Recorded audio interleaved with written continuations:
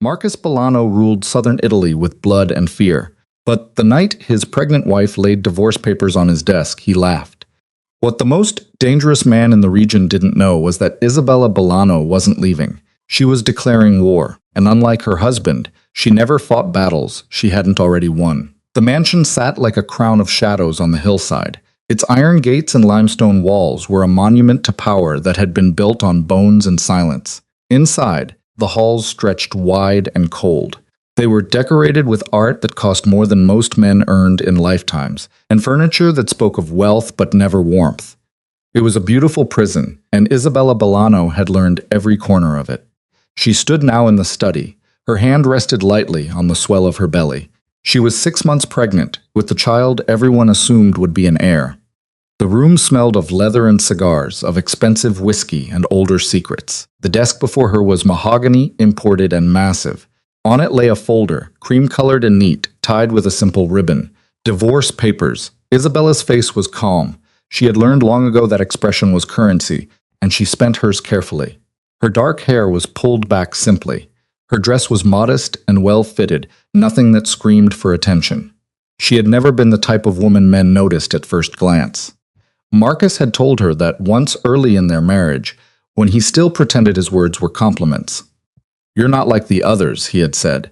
"You don't need to be seen." What he meant was that she wasn't beautiful enough to be dangerous. What he failed to understand was that invisibility was the most dangerous thing a woman could cultivate. The sound of tires on gravel drew her attention to the window.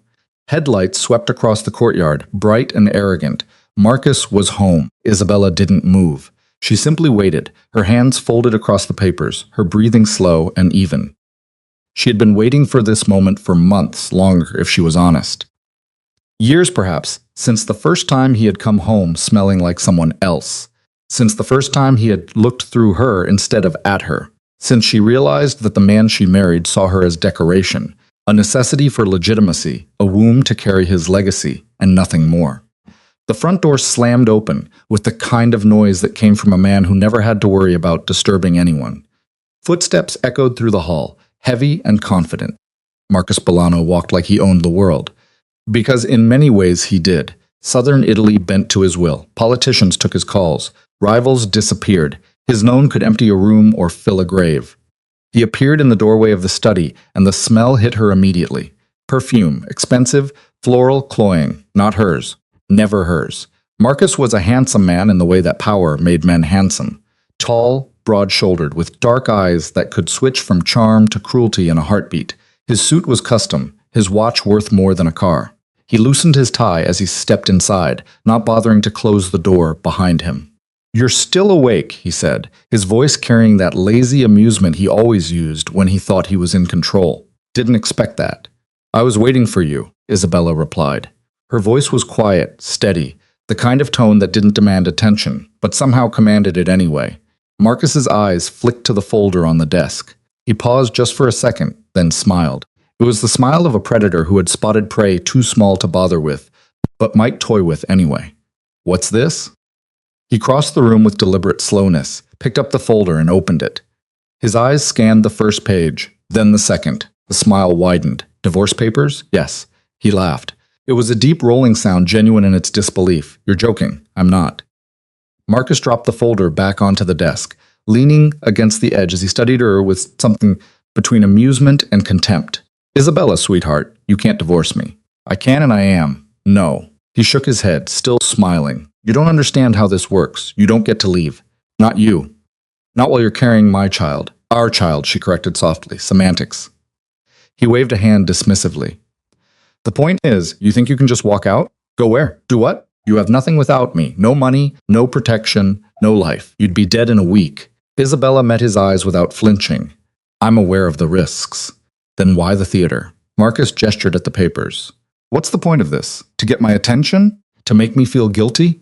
He laughed again. "Because if that's the game, you've already lost." "I don't do guilt." "I know you don't." "Then what do you want?" "I want you to sign them." The amusement in his expression began to curdle into something sharper. "You're serious." "I've never been more serious about anything in my life." Marcus straightened, his posture shifting from relaxed to predatory. He stepped closer, looming over her. using his size the way he always did when he wanted to intimidate. You think you're the first woman to try this? To think she could threaten me into giving a damn. You're not special, Isabella. You're convenient. You're quiet. You stay out of the way. That's why I married you. But don't mistake that for power. I'm not threatening you, Marcus. Isabella's voice remained calm, almost gentle. I'm informing you. Of what? That this marriage is over, whether you sign or not. He stared at her, and for the first time something flickered in his eyes that wasn't amusement or contempt. It was confusion. He didn't understand her. That, Isabella realized, was exactly where she needed him. Marcus grabbed the folder again, flipping through the pages with more force than necessary. Fine. You want to play this game? Let's play. He pulled a pen from the desk drawer, clicked it open, and scrawled his signature across the first page without reading a single line. Then the second, then the third. Isabella watched in silence. She didn't stop him. She didn't speak. She simply observed as he signed away things he didn't even realize he was signing away. When he finished, he tossed the pen onto the desk with a clatter. There. Happy now? Not yet. His eyes narrowed. What's that supposed to mean? It means, Isabella said quietly, that you just signed over legal guardianship of protected assets to me and our unborn child.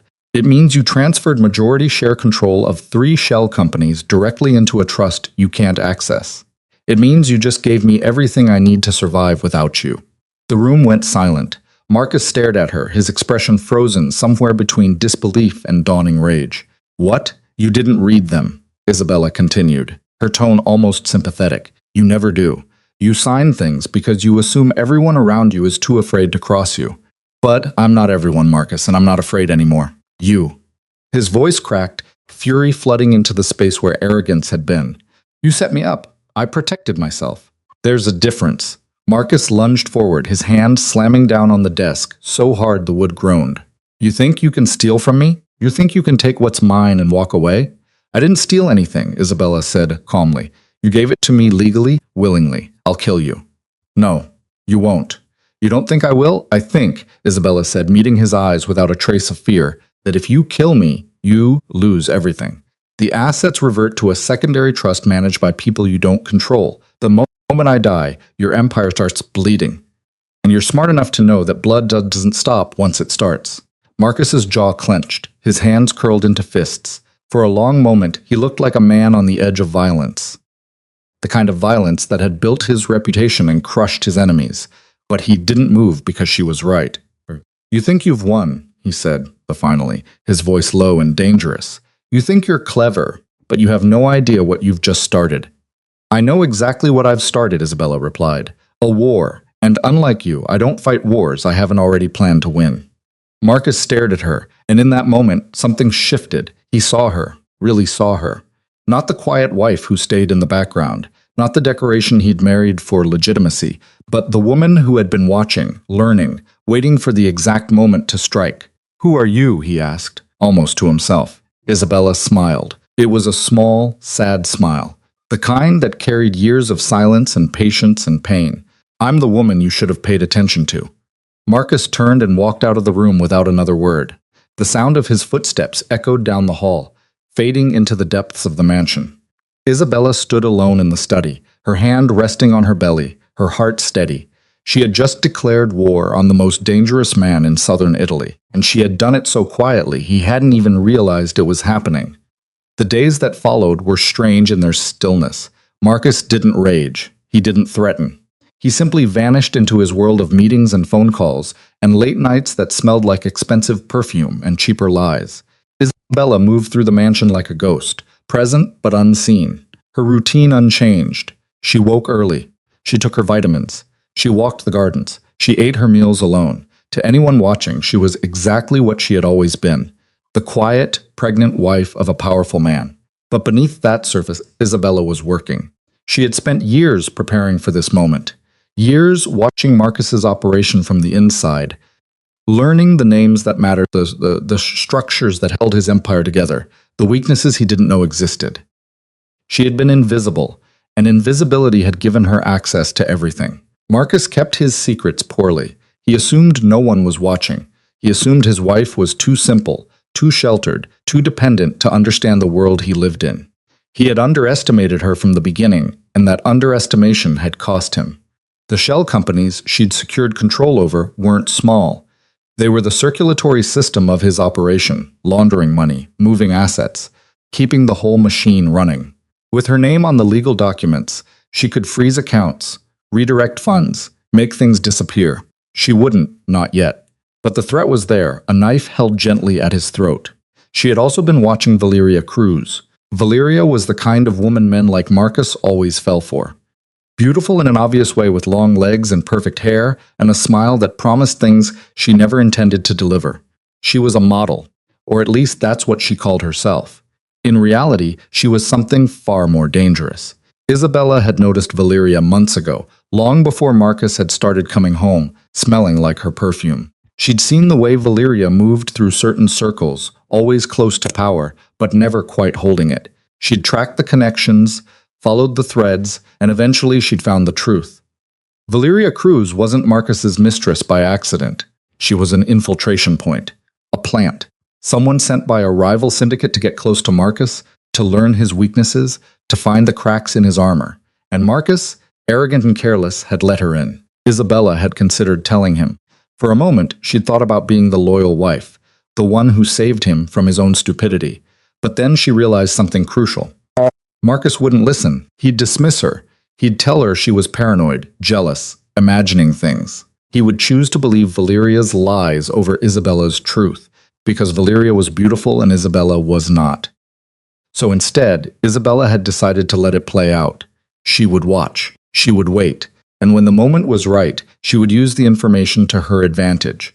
That moment came sooner than she expected. It was a Tuesday evening when Marcus finally acknowledged her existence again. He found her in the sitting room, reading a book with one hand, while the other rested on her belly. The baby had started kicking recently, small flutters that reminded her she wasn't alone. "We need to talk," Marcus said, his tone clipped. Isabella looked up, her expression neutral. "About what?" "About your little stunt with the papers." "It wasn't a stunt. It was a legal transaction." Marcus's jaw tightened. "I had my lawyers look at it. They say it's binding." "It is. They also say you were smart. It covered every angle, made it airtight."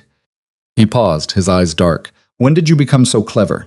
"I've always been clever," Isabella said quietly. "You just never noticed." Marcus crossed the room and sat down across from her, leaning forward with his elbows on his knees. "So what now? You think you can blackmail me? Use those assets to control me? I don't want to control you." "Marcus, I never did." "Then what do you want?" Isabella closed her book and set it aside, meeting his eyes with the same calm she always carried. "I want you to understand something. I want you to see what you've been too blind to notice." "And what's that?" "That the woman you've been sleeping with is not who you think she is." Marcus's expression flickered just for a second. "Valeria, yes. What about her?"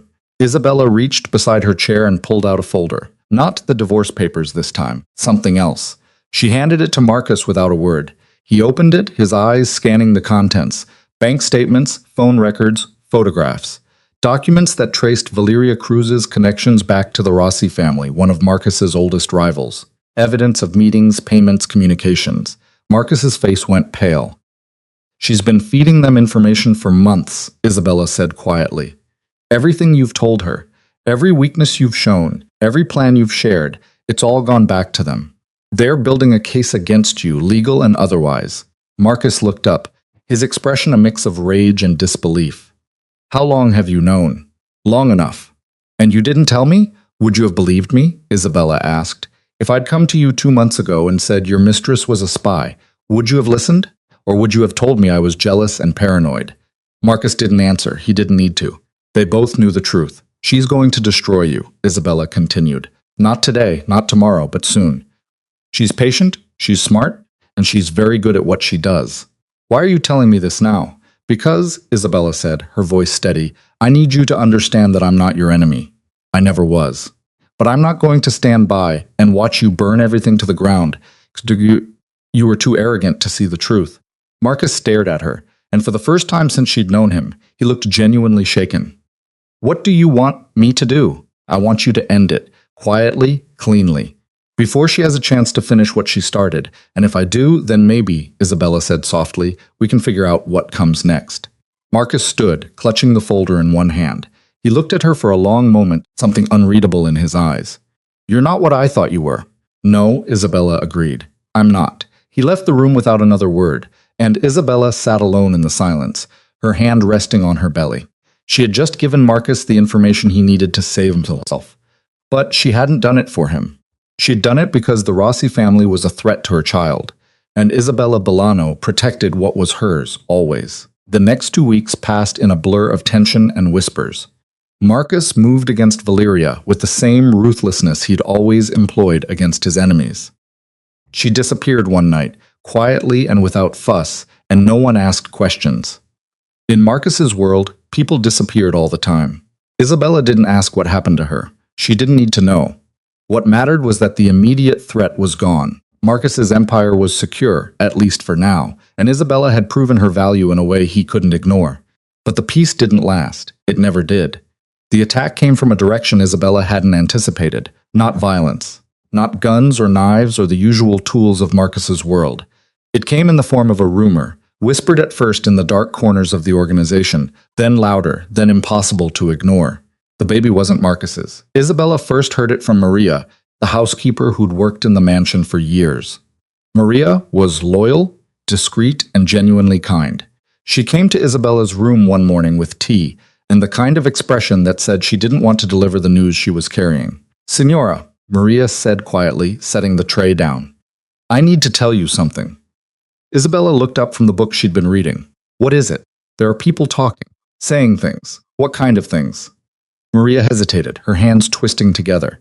"They're saying the baby isn't Signor Bolano's, that you were unfaithful." Isabella's heart went cold, not with fear, with clarity. "Who's saying this? I don't know where it started, but it's spreading. Some of the men, they're asking questions.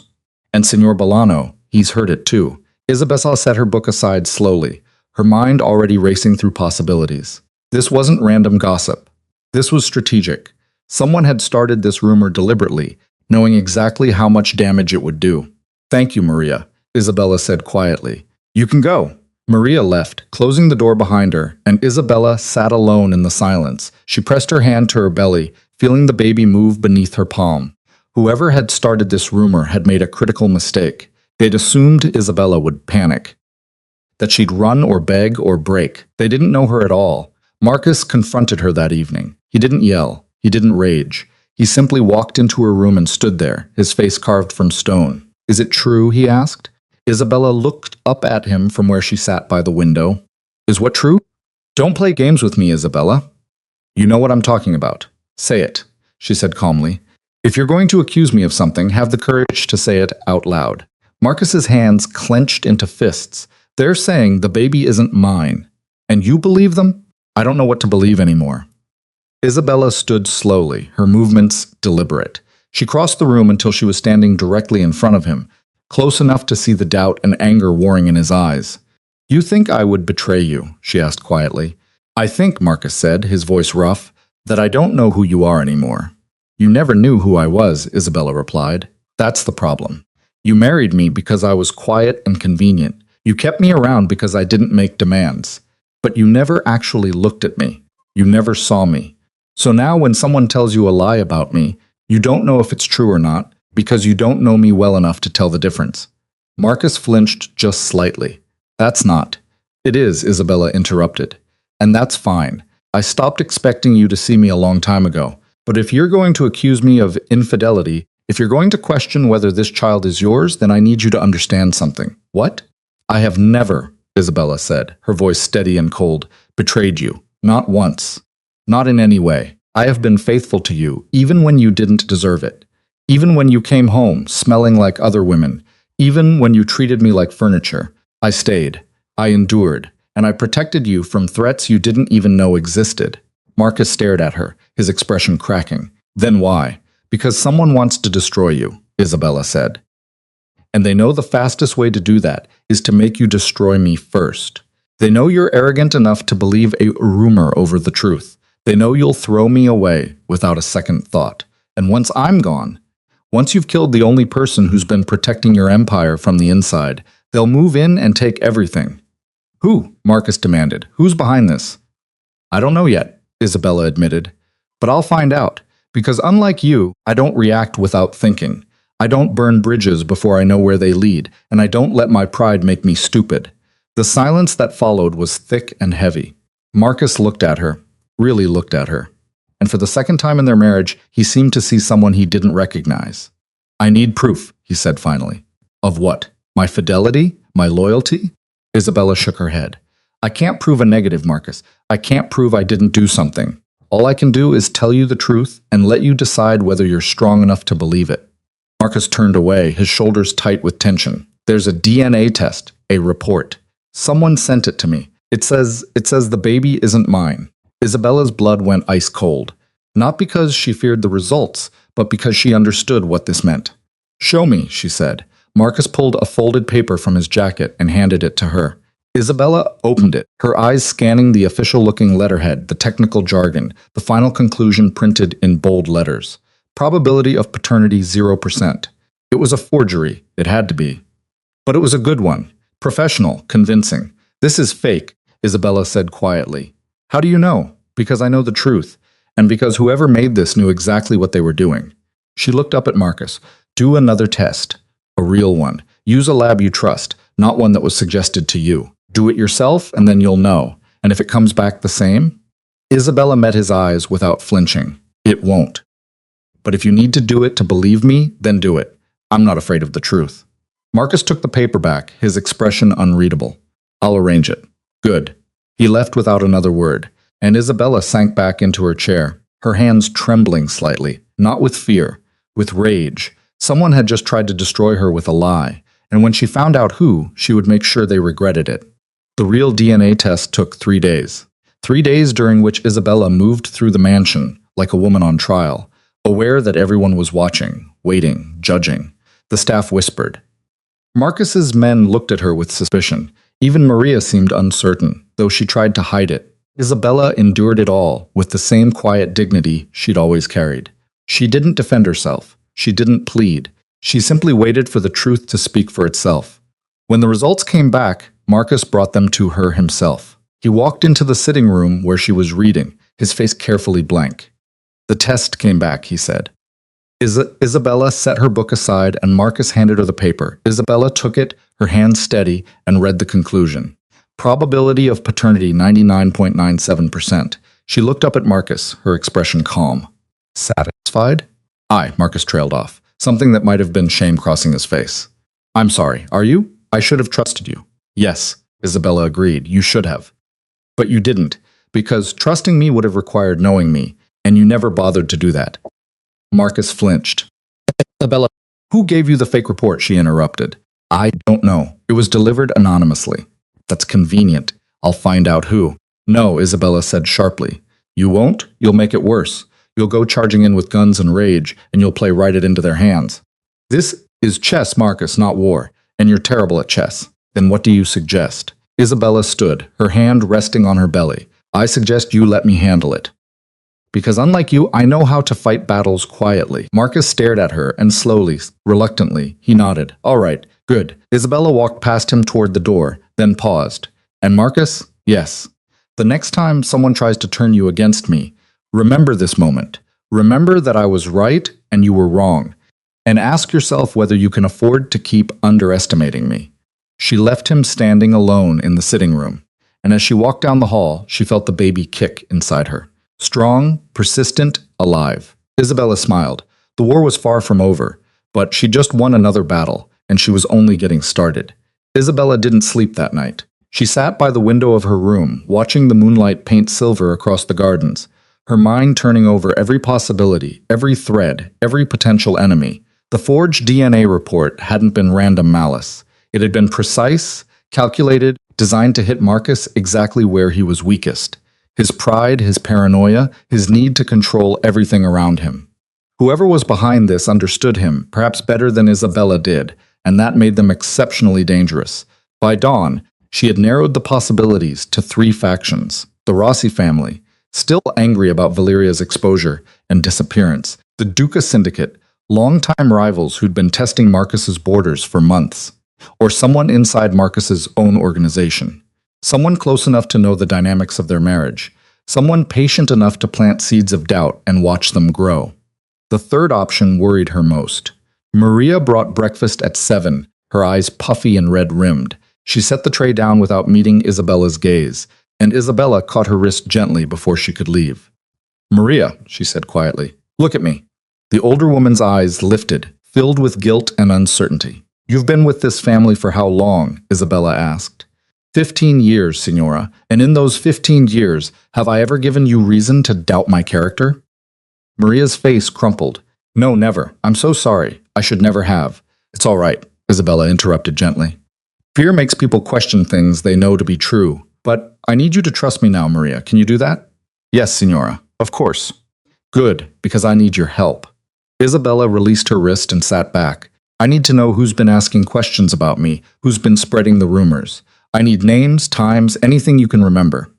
Maria nodded quickly, relief flooding her features at being given a purpose. "There's one man, Carlo Messina. He's been the loudest, asking everyone if they've seen you with anyone, if you've had visitors, if you've been sneaking around." Isabella filed the name away.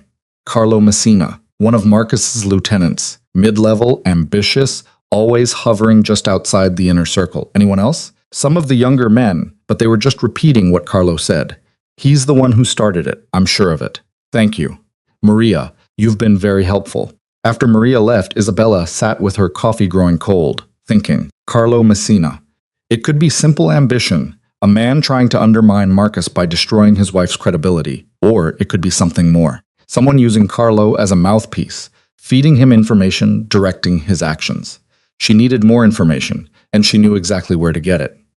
The mansion had many rooms that Marcus assumed were private. His office, his study, the locked wing where he conducted business he didn't want witnesses to. But Marcus had always underestimated how much access a wife had. How many keys existed. How many people were willing to look the other way when the Signora walked past. Isabella had been mapping his spaces for years. That afternoon, while Marcus was out dealing with a shipment dispute at the docks, Isabella made her way to his private office. The lock was simple. She'd watched him open it 100 times, had memorized the combination of the old-fashioned tumbler mechanism. Inside, the room smelled like cigar smoke and expensive cologne.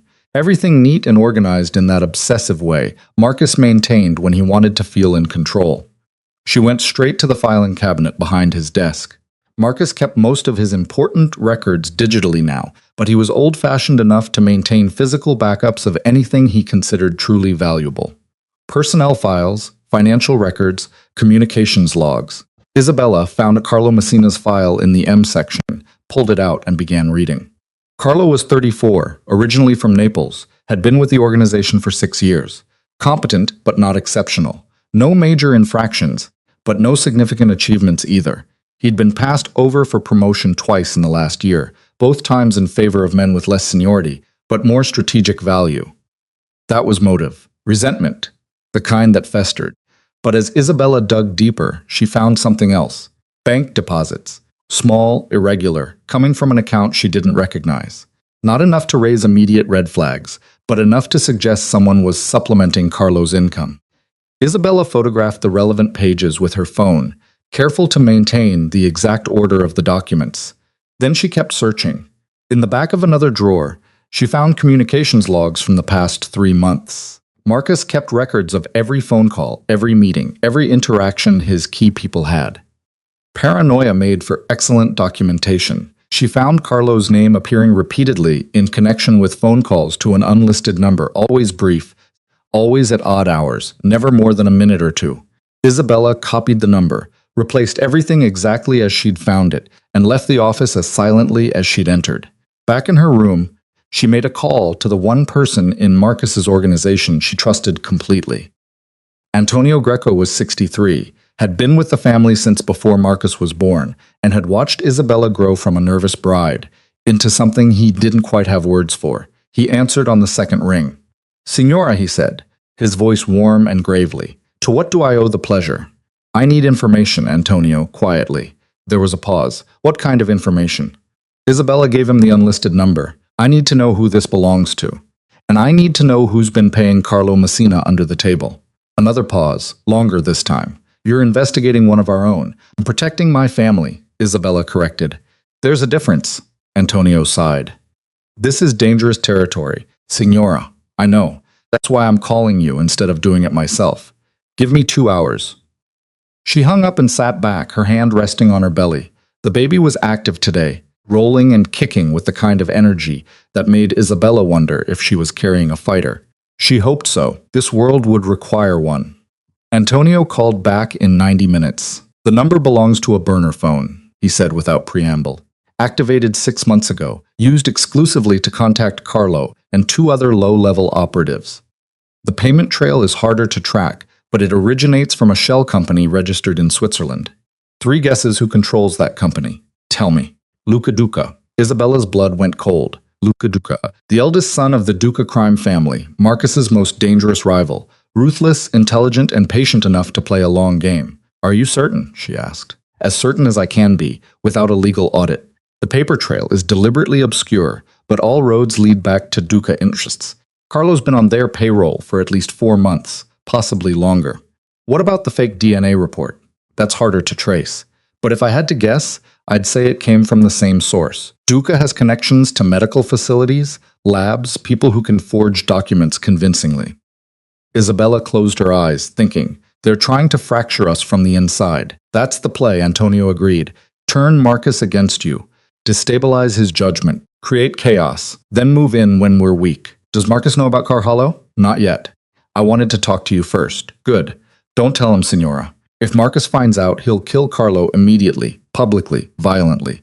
And that's exactly what Duca wants. He wants Marcus to look paranoid and volatile. He wants to provoke a reaction that makes Marcus look weak to the other families. Antonio was quiet for a moment. So, what do you want to do? I want to handle it quietly. Let me talk to Carlo first, find out exactly what he's told Duca, what the plan is, how deep this goes. Then we'll decide how to proceed. And if Carlo doesn't cooperate, then we'll revisit the violent option, Isabella said calmly. But let's try intelligence before brutality. It's worked so far. Antonio chuckled, a dry, appreciative sound. You're more Bolano than Bolano, Signora.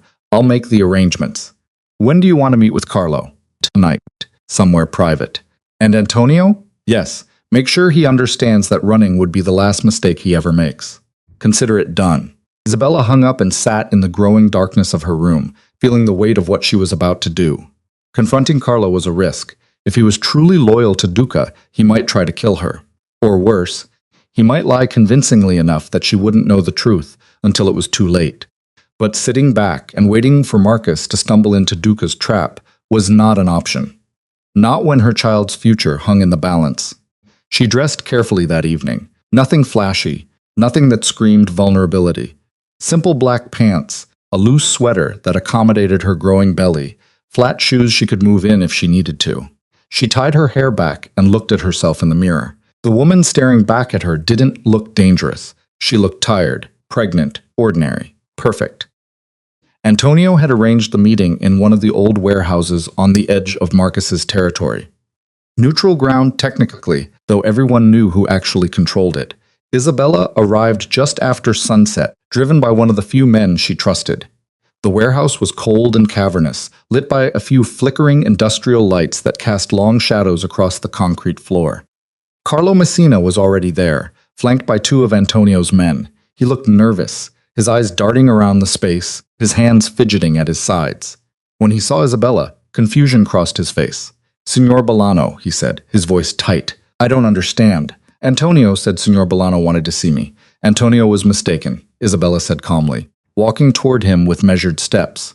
I'm the one who wanted to see you.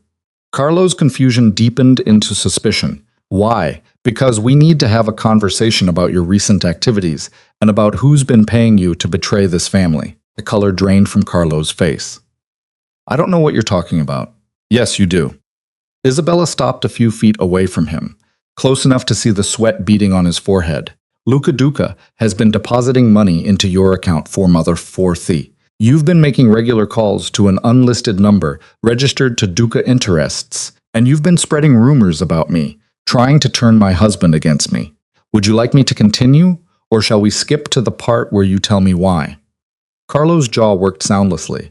His eyes flicked to the men flanking him, but they remained impassive, their loyalty clearly with Antonio and not with him. I didn't have a choice, he finally said, his voice cracking. There's always a choice, Isabella replied. You chose money over loyalty. You chose ambition over honor. Now you're going to choose honesty over self-preservation. Because I promise you, Carlo, lying to me right now would be the worst decision you've ever made. Carlo's breathing was rapid, panicked. They threatened my sister. Duca's people. They said if I didn't cooperate, they'd kill her. She's all I have left. Isabella studied him, looking for signs of deception. She saw only fear, raw, genuine fear. Where's your sister now? In Naples. She doesn't know anything about this. She's innocent. What did Duca want you to do? Spread rumors. Make Signor Bolano doubt you, he said. He said, if Marcus turned against you, the whole organization would fracture, that it would be easy to move in, take over territories, absorb operations. What else? Carlo hesitated. What else, Carlo? He wanted me to find proof, real proof that you were having an affair. He said if I could find it or create it, the DNA report would be more convincing. And did you find proof or create it? No. Carlo said quickly. I watched you for weeks. You never left the property without escorts. You never met with anyone suspicious. You were, he trailed off, looking almost embarrassed. You were completely faithful. There was nothing to find. Isabella felt a flicker of something that might have been satisfaction. So Duca had to settle for a forged report. I didn't know he was going to do that, I swear. I told him there was nothing, and then suddenly the report appeared. I didn't know where it came from, but you didn't stop it. I couldn't. They have my sister. Isabella was quiet for a long moment, weighing her options. Carlo was a traitor, yes, but he was also a desperate man trying to protect someone he loved. She understood that kind of desperation. She'd been living with it for months. Tell me about Duca's larger plan, she said finally. What happens after Marcus turns against me? He moves against the northern territories first, the ones Marcus has been neglecting. Then he pushes south, using the chaos to justify intervention. He's been meeting with some of the other families trying to build a coalition. Which families? Moretti, Santoro. Maybe the Russians, though I'm not sure about that. Isabella absorbed this information, her mind already calculated responses, countermoves, strategies. How often do you report to Duca? Every few days he calls the burner phone. I tell him what I've learned. And what were you planning to tell him about tonight? Carlo looked genuinely confused. I don't know. I thought I was meeting with Signor Bolano. I thought, he swallowed hard. I thought this might be the end. It still might be, Isabella said quietly. That depends entirely on your next choices. What do you want me to do? I want you to continue reporting to Duca. But from now on, you report what I tell you to report. You become my source inside his operation. You feed him information that I design, that leads him exactly where I want him to go. Carlo stared at her. You want me to be a double agent?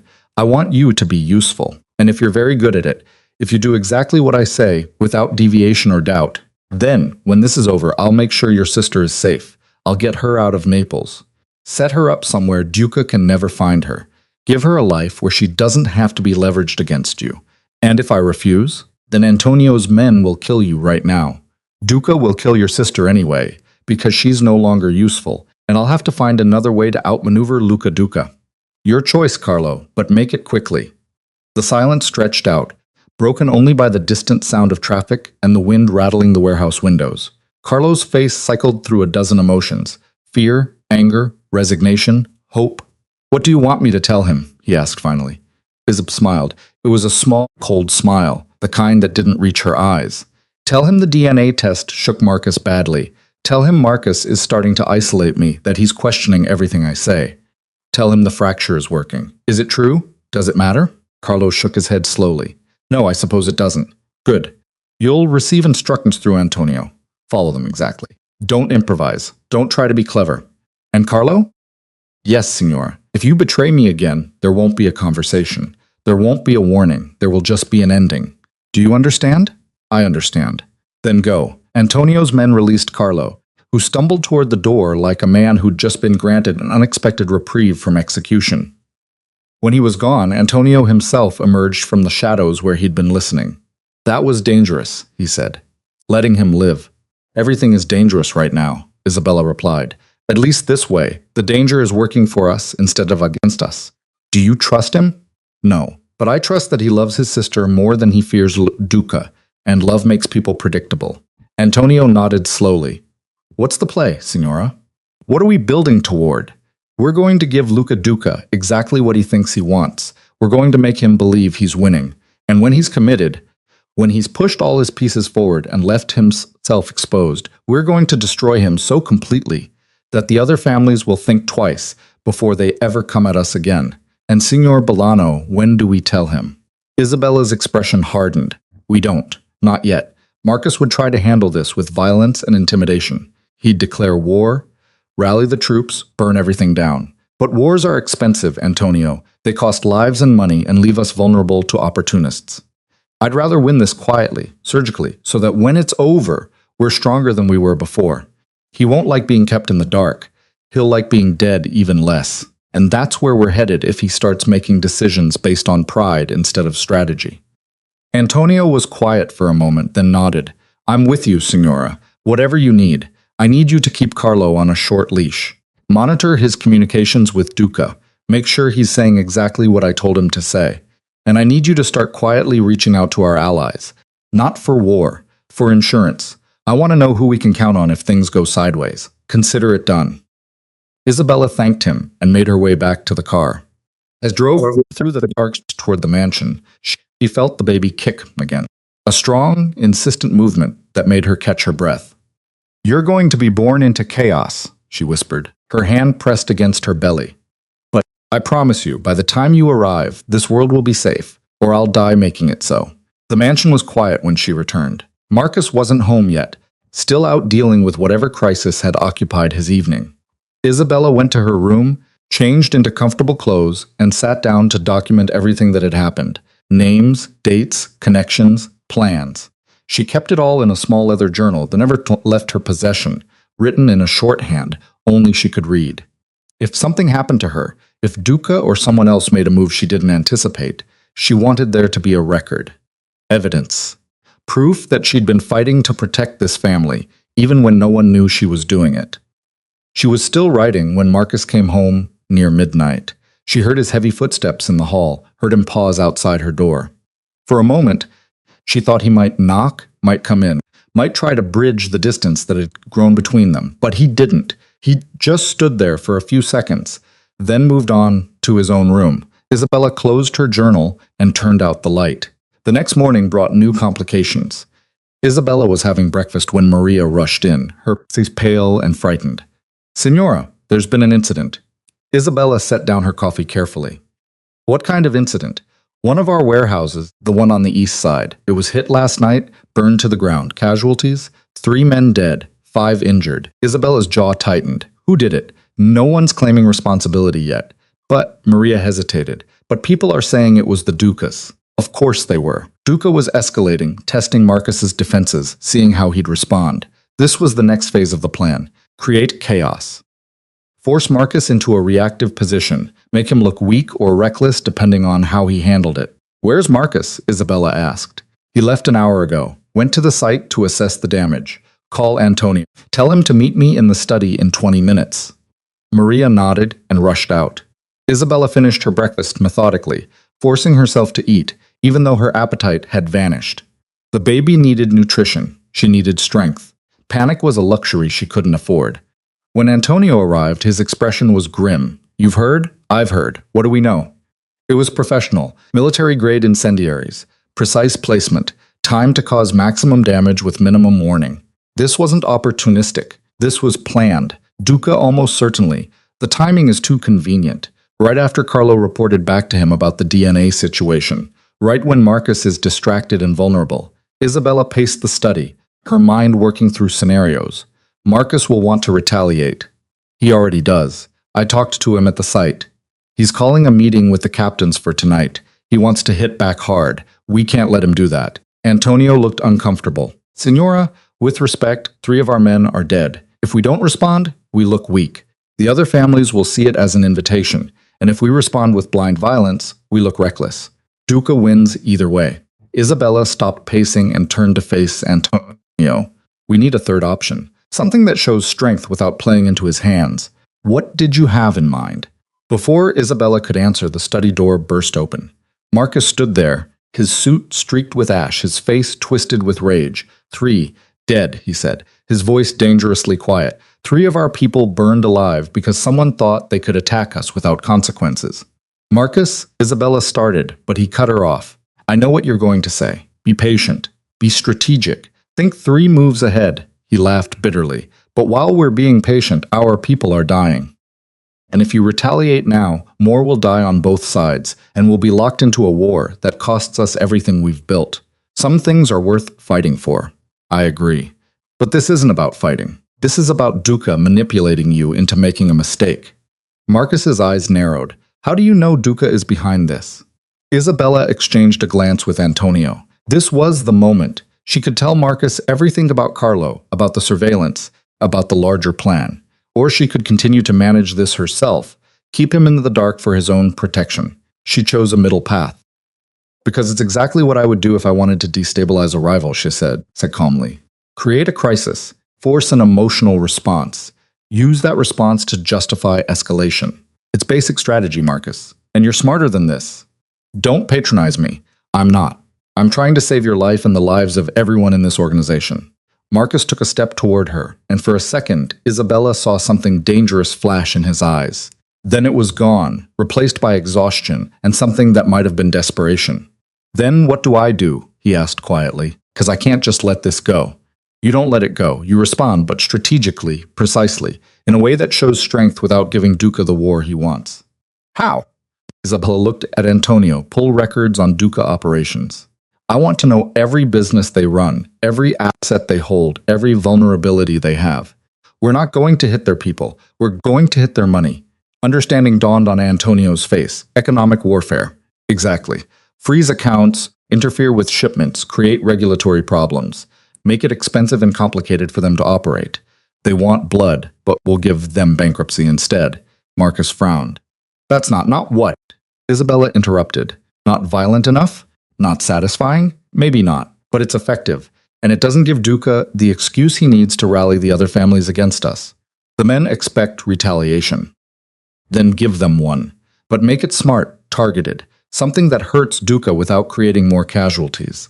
Isabella met his eyes steadily. You built this empire through intelligence as much as violence, Marcus. Don't abandon that now just because you're angry. The silence that followed was heavy with tension. Marcus looked between Isabella and Antonio, his jaw working as he processed what she was saying. Finally, slowly, he nodded. All right, we'll try it your way, but if this doesn't work, you can burn everything down. I won't stop you. Isabella's voice softened slightly. But give me a chance to end this without losing more people we care about. Marcus studied her for a long moment, and Isabella saw something shift in his expression. Respect, maybe. A recognition that the woman standing before him was not the quiet, powerless wife he'd married. You've changed, he said. No, Isabella replied. I've just stopped pretending to be who you thought I was. Marcus left the study without another word. But Isabella could see the tension in his shoulders. The way his hands clenched and unclenched as he walked away. He was a man built for direct action, for the clarity of violence and immediate results. Asking him to fight a war with spreadsheets and regulatory filings went against every instinct he'd honed over decades in this world. But he'd agreed. For now, that was enough. Antonio waited until Marcus's footsteps faded down the hall before speaking. That took courage, Signora, standing up to him like that. It wasn't courage, Isabella replied, moving to the window. It was necessity. If Marcus goes to war with Duca right now, we lose everything. Even if we win, we lose. The casualties alone would destroy us.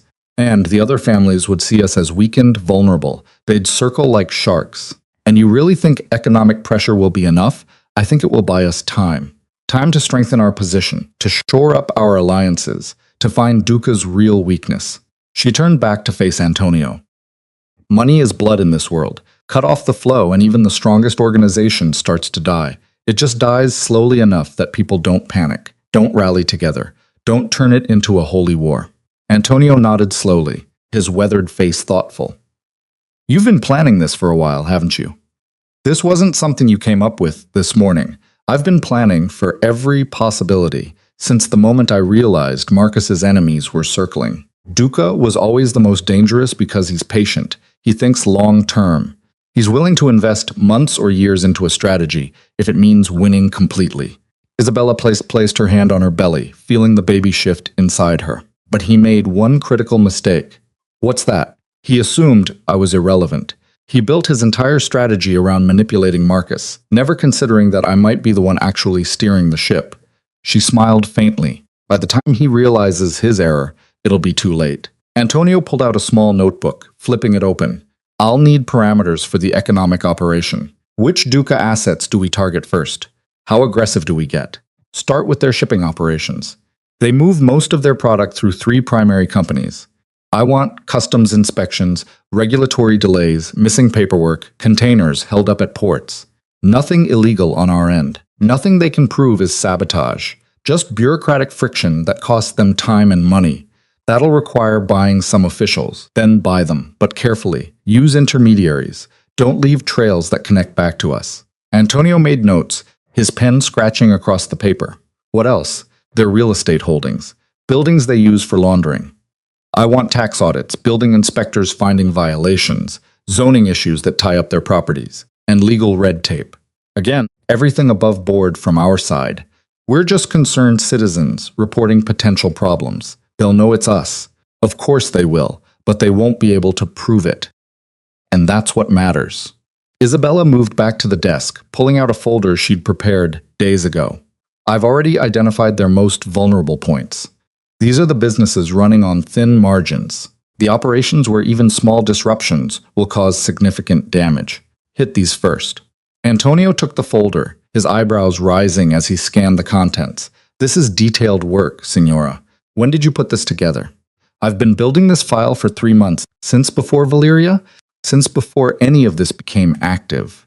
Isabella met his eyes steadily. Told you, Antonio, I planned for every possibility. Duca was always going to make a move eventually. I just needed to be ready when he did.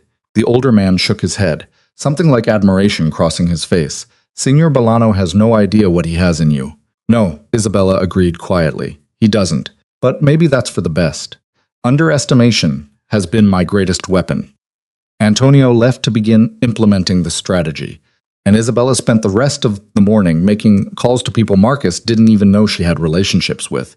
A customs official in Naples who owed her a favor after she'd quietly helped his daughter get into university. A building inspector in Rome who appreciated the generous donation she made to his preferred charity. A tax attorney who specialized in finding creative interpretations of complicated regulations. She'd been building this network for years. Invisible threads of influence and obligation that Marcus had never noticed, because they didn't involve guns or threats or traditional power. They were quiet connections built on helping people solve problems, on being useful without being obvious, on creating debts that could be called in when needed. Now she was calling them in. By afternoon, the machinery was in motion. Duca shipping containers were being held at 3 different ports, awaiting additional inspections. 2 of their restaurant fronts had received surprise visits from health inspectors who found concerning violations. A building they used for meetings suddenly faced new zoning restrictions that would require months of legal work to resolve. None of it was dramatic. None of it would make the news or cause immediate panic. But together, it was the beginning of a slow bleed that would drain Duca's resources and attention, force them to fight battles on multiple fronts, create the kind of grinding operational stress that broke organizations from the inside. Isabella monitored the reports as they came in, adjusting her strategy in real time, redirecting pressure where it would be most effective. She felt the baby kick and realized she'd been so focused she'd forgotten to eat lunch. Maria brought her a tray without being asked, setting it down with a knowing look. You should rest, Signora, the housekeeper said gently. All this stress isn't good for the baby. The baby will be fine, Isabella replied, but she forced herself to eat anyway. Maria was right, even if Isabella didn't want to admit it. She was 7 months pregnant now, her body growing heavier and more unwieldy by the day. There would come a point where she couldn't maintain this pace, when physical limitations would force her to slow down. But not yet. Not while the war was still being fought. That evening, Marcus held his meeting with the captains. Isabella wasn't invited, of course. Wives didn't attend such gatherings. But she stationed herself in a nearby room where she could hear the raised voices, the arguments, the demands for blood and retribution. She heard Marcus explain the new strategy. heard the skepticism and anger from men who wanted immediate violence. But she also heard him hold firm, heard him use the arguments she'd given him, heard him assert control over men who were used to getting their way.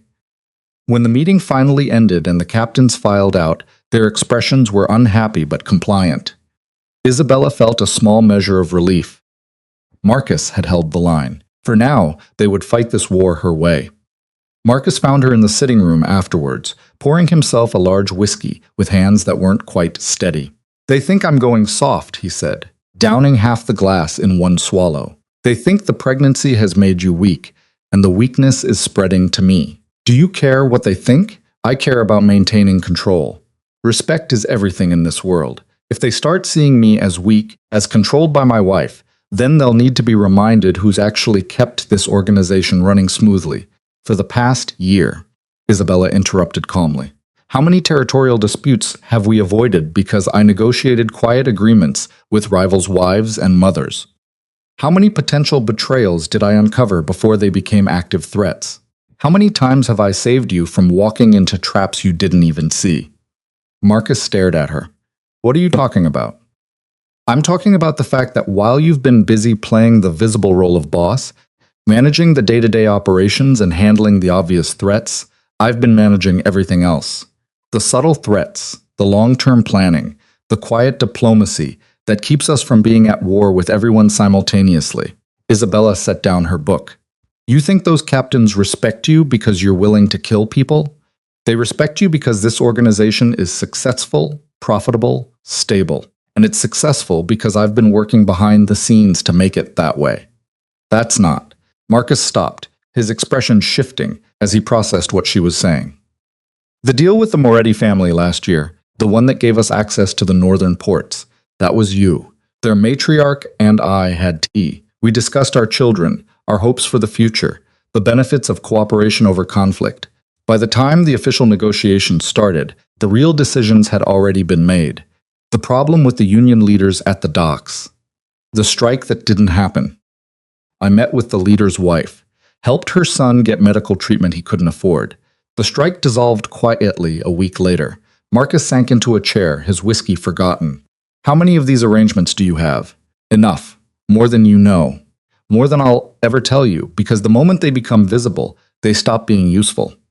Isabella's voice softened slightly. "I'm not trying to undermine you, Marcus. I'm trying to protect what we've built, but I need you to trust me, really trust me. Not just assume I'm sitting around being decorative while you do all the real work." "I never thought." "Yes, you did. You've always thought it because I let you think it. Because being underestimated gave me freedom to operate in ways I never could have if you'd been watching my every move." She stood carefully, her pregnancy making the movement slower than it used to be. "But things are different now. We're facing a real threat, one that requires both of us working together instead of me working around you." Marcus looked at her with an expression she'd never seen before. It wasn't quite respect and wasn't quite fear. It was something closer to recognition, as if he was seeing her clearly for the first time in their entire marriage. "I don't know you at all," he said quietly. "No," Isabella agreed. "But maybe it's time you started learning." The next week passed in a careful dance of pressure and patience. Isabella's economic warfare strategy began showing results. Duca operations were snarled in red tape and unexpected complications. Their shipping costs increased by 30% as containers sat in ports awaiting inspection. Their real estate holdings became liabilities as building violations piled up. Even their legitimate businesses started hemorrhaging money as regulatory attention made normal operations nearly impossible. Carlo continued his role as unwitting double agent, feeding Duca carefully crafted misinformation that Isabella designed to waste his resources and misdirect his attention. Through Carlo, Isabella learned that Duca was indeed building a coalition with the Moretti and Santoro families, but the financial pressure was making them nervous. Wars were expensive, and if the Bolano organization was strong enough to wage economic warfare this effectively, maybe they were stronger than Duca had suggested. But success brought new dangers. Duca wasn't stupid. He would eventually realize that his strategy wasn't working, that the economic pressure was too precise to be coincidental. When that happened, he would adapt, probably violently. Isabella was preparing for that adaptation when the first real crack appeared in her carefully constructed plan. It came in the form of a phone call at 2 in the morning. Isabella was still awake. She had been having trouble sleeping as the pregnancy advanced, and the baby's movements became more frequent and forceful. She answered her phone to find Antonio's voice tight with tension. "We have a problem, Signora." Isabella sat up carefully, her heart rate accelerating. "What kind of problem?" "Carlo missed his check-in. He was supposed to call me 6 hours ago.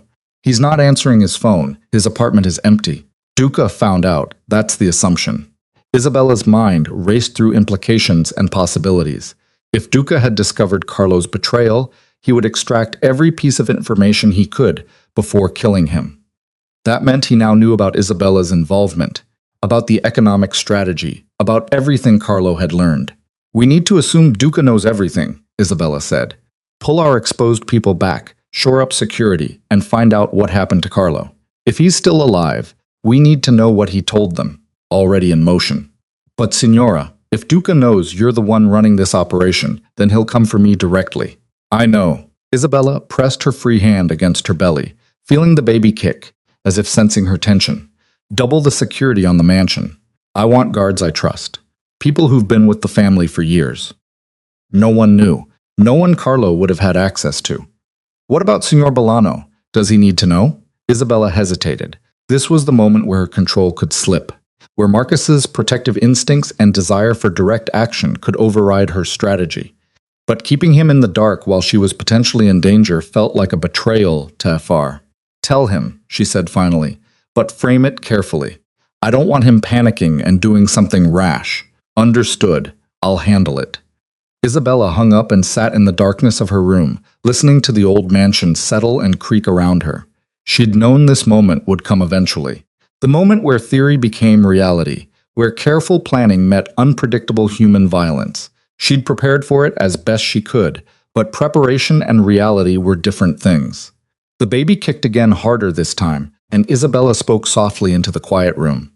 "I know, I'm scared too, but we're going to be all right. We have to be." She didn't sleep the rest of that night. Instead, she reviewed her contingency plans, checking and rechecking every detail, every possibility, every escape route and fallback position. By the time dawn broke, she had 3 different scenarios mapped out depending on how Duca chose to respond. Marcus found her at breakfast, his face drawn with worry and anger. "Antonio told me about Carlo. About the security risk. I have it under control. You're 7 months pregnant and potentially being targeted by one of the most dangerous men in Italy. You do not have it under control." Isabella set down her coffee cup with deliberate care. "What would you like me to do differently, Marcus? Hide in a panic room? Run away? Abandon everything we've built because there's risk involved?" I want you to let me protect you. You are protecting me. The guards, the security measures, all of that is protection. But I'm not going to stop working just because things got dangerous. Danger is the default state of our world. You know that better than anyone." Marcus pulled out a chair and sat across from her, his eyes intense. "This is different. Before you were working behind the scenes, invisible. Now Duca knows. Now you're a target. That changes everything. It changes nothing. Except now we know he knows, which actually gives us an advantage. We can anticipate his moves, prepare for them, use his knowledge against him." "How?" Isabella smiled faintly. "By giving him exactly what he expects. He expects me to be afraid, to hide, to become a liability you need to protect. So we'll show him that. We'll make it look like I've retreated, like the pregnancy and the fear have sidelined me. And while he's focused on that false narrative, we'll be preparing the real strike." "What real strike?" "The one that ends this war completely. Not with a truce or a stalemate, but with Duca's organization so damaged they'll never threaten us again." Isabella leaned forward. "But I need time to set it up. Which means I need you to trust me for just a little bit longer." Marcus was quiet for a long moment, his eyes searching her face. "You're asking me to watch my pregnant wife walk into danger and do nothing. I'm asking you to watch your partner execute a plan that will keep our child safe for the rest of their life. There's a difference. And if something goes wrong, if Duca moves faster than you expect, then you'll do what you've always done. You'll fight. You'll protect what's yours. You'll burn down anyone who threatens our family." Isabella reached across the table and took his hand, a gesture she couldn't remember making in months. "But Marcus, If you trust me. If you let me finish this my way, there won't be anything to fight. Duca will be neutralized before he can make his move. Marcus looked down at their joined hands, his thumb brushing across her knuckles. When did you become so fearless? I'm not fearless. I'm terrified every single day. But fear doesn't mean inaction. It means being very, very careful about which actions you take. He nodded slowly, then stood, still holding her hand. All right, we do it your way. But the moment I think you're in real danger, all bets are off. Understood? Understood. Marcus left to coordinate with Antonio on the enhanced security measures, and Isabella finished her breakfast alone. She was clearing her plate when Maria rushed in, her face pale. Signora, there's someone at the gate. A woman. She says she needs to speak with you urgently. Who is she? She says her name is Elena. Elena Messina, Carlo's sister. Isabella felt her pulse quicken. Let her in, but have 2 guards escort her to the sitting room. No one else comes or goes while she's here. Yes, Signora. 10 minutes later, Isabella faced Elena Messina across the elegant sitting room. The woman was younger than Isabella had expected, maybe 25. With dark hair pulled back in a simple ponytail and eyes red from crying, she twisted a worn purse strap between her hands, her whole body radiating fear and desperation. Thank you for seeing me, Elena said, her voice barely above a whisper. I didn't know where else to go. Where's your brother? Isabella asked directly. Elena's face crumpled. They took him 3 days ago. Men came to my apartment in Naples, said they knew what Carlo had been doing. Had he betrayed important people. They took him and told me if I went to the police, if I told anyone, they'd kill us both, but you came here anyway, because Carlo told me if anything ever happened to him, I should come to you. He said you were the only one who might be able to help. Elena's eyes filled with fresh tears. He said you promised to keep me safe if he did what you asked. Is that true? Isabella studied the young woman carefully, looking for signs of deception or manipulation, but all she saw was genuine terror and grief. Your brother was working for me. Yes, and I did promise to protect you if he remained loyal. He was loyal. I swear he was. He was trying to fix his mistakes, trying to do the right thing, and now they have him. And I don't know if he's even alive. Who has him? Did they tell you? They didn't have to. I recognize one of them. Lorenzo Ricci. He works for Luca Duca. Isabella's jaw tightened, so Duca had Carlo, which meant interrogation, torture, probably death. The question was how much Carlo had already told them, and how much damage control was needed. Did they follow you here? Isabella asked. I don't think so. I took 3 different trains, doubled back twice. Carlo taught me how to do that. Said it was important to know how to disappear if things ever got bad. Smart brother. He tried to be. He really did. Elena wiped her eyes with the back of her hand. Can you help him? Can you get him back? Isabella wanted to lie, to offer false comfort, to tell this frightened woman that everything would be all right. But lies would only make things worse. If Duca has him, if he's been taken to one of their secure locations, then the chances of getting him back alive are very small. Your brother knew the risks when he agreed to work with me. He chose to take them. But you promised to keep me safe, and I will. That promise stands, but I need you to understand that helping you might mean accepting that your brother is already gone. Elena's face twisted with pain, but she nodded. I understand. I need to know he didn't die for nothing. That what he was doing mattered. It mattered, Isabella said quietly. Your brother helped prevent a war. He gave us information that saved lives on both sides. That's not nothing, Elena. That's worth something. The younger woman took a shaky breath. What happens now? Now you disappear completely. New name, new city, new life. I have people who specialize in this kind of thing. They'll take you somewhere Duca can never find you. Set you up with everything you need to start over. Isabella pulled a card from her pocket and handed it to Elena. There's a phone number on there. Call it in exactly 1 hour. Someone will answer and give you instructions. Follow them exactly. Don't deviate. Don't contact anyone from your old life. Just go. Elena took the card with trembling hands. And if they find me anyway, they won't. As long as you follow the instructions and don't do anything stupid, you'll be safe. I don't know how to thank you. You can thank me by surviving. By building a good life somewhere far away from all of this. By being the one person who got out intact. Isabella stood, signaling the end of the conversation. You should go now. The guards will escort you out through a side entrance. Don't use the main gate. Elena stood as well, clutching her purse like a lifeline. Signora Bellano, yes, my brother said you were the smartest person he'd ever met. He said if anyone could win against Duca, it was you. She met Isabella's eyes. I hope he was right. So do I, Isabella replied. After Elena left, Isabella made a series of quick phone calls, activating the network she'd built for exactly this kind of situation. By evening, Elena Messina would be on a train to Germany, with new identification and enough money to start over. By next week, she'd have a new name, a new apartment, and a new job arranged through intermediaries who'd never met Isabella and never would. One more thread secured, one more vulnerability addressed. But Carlo's capture changed the strategic landscape. Duca now knew too much, which meant he would move soon. Probably within days, possibly within hours. Isabella had been preparing for this scenario, but preparation and execution were different challenges. She needed to accelerate her timeline, move faster than she'd planned, take risks she'd hoped to avoid. She needed to force Duca's hand before he was ready, and she knew exactly how to do it. That evening, she called Antonio to her study. When he arrived, she was already laying out documents on the desk, building the architecture of what would be her final move against Luca Duca. "We're done playing defense," she said without preamble. "It's time to end this." Antonio looked at the documents, his expression growing concerned as he recognized what he was seeing. "Signora, this is dangerous. If it goes wrong, we're no worse off than we are now.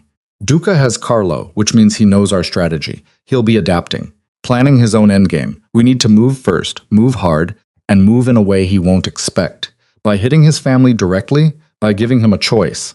A very simple choice. Stand down completely, dissolve his coalition, and accept a subordinate position in the regional hierarchy. Or watch everything he's built burn to the ground so there won't be ashes left to rebuild from." Antonio shook his head slowly. "That's not a negotiation. That's a declaration of total war." "No," Isabella corrected. "It's the threat of total war. There's a difference. Duca is a businessman at heart. He understands cost-benefit analysis. Right now, he thinks he can win against us.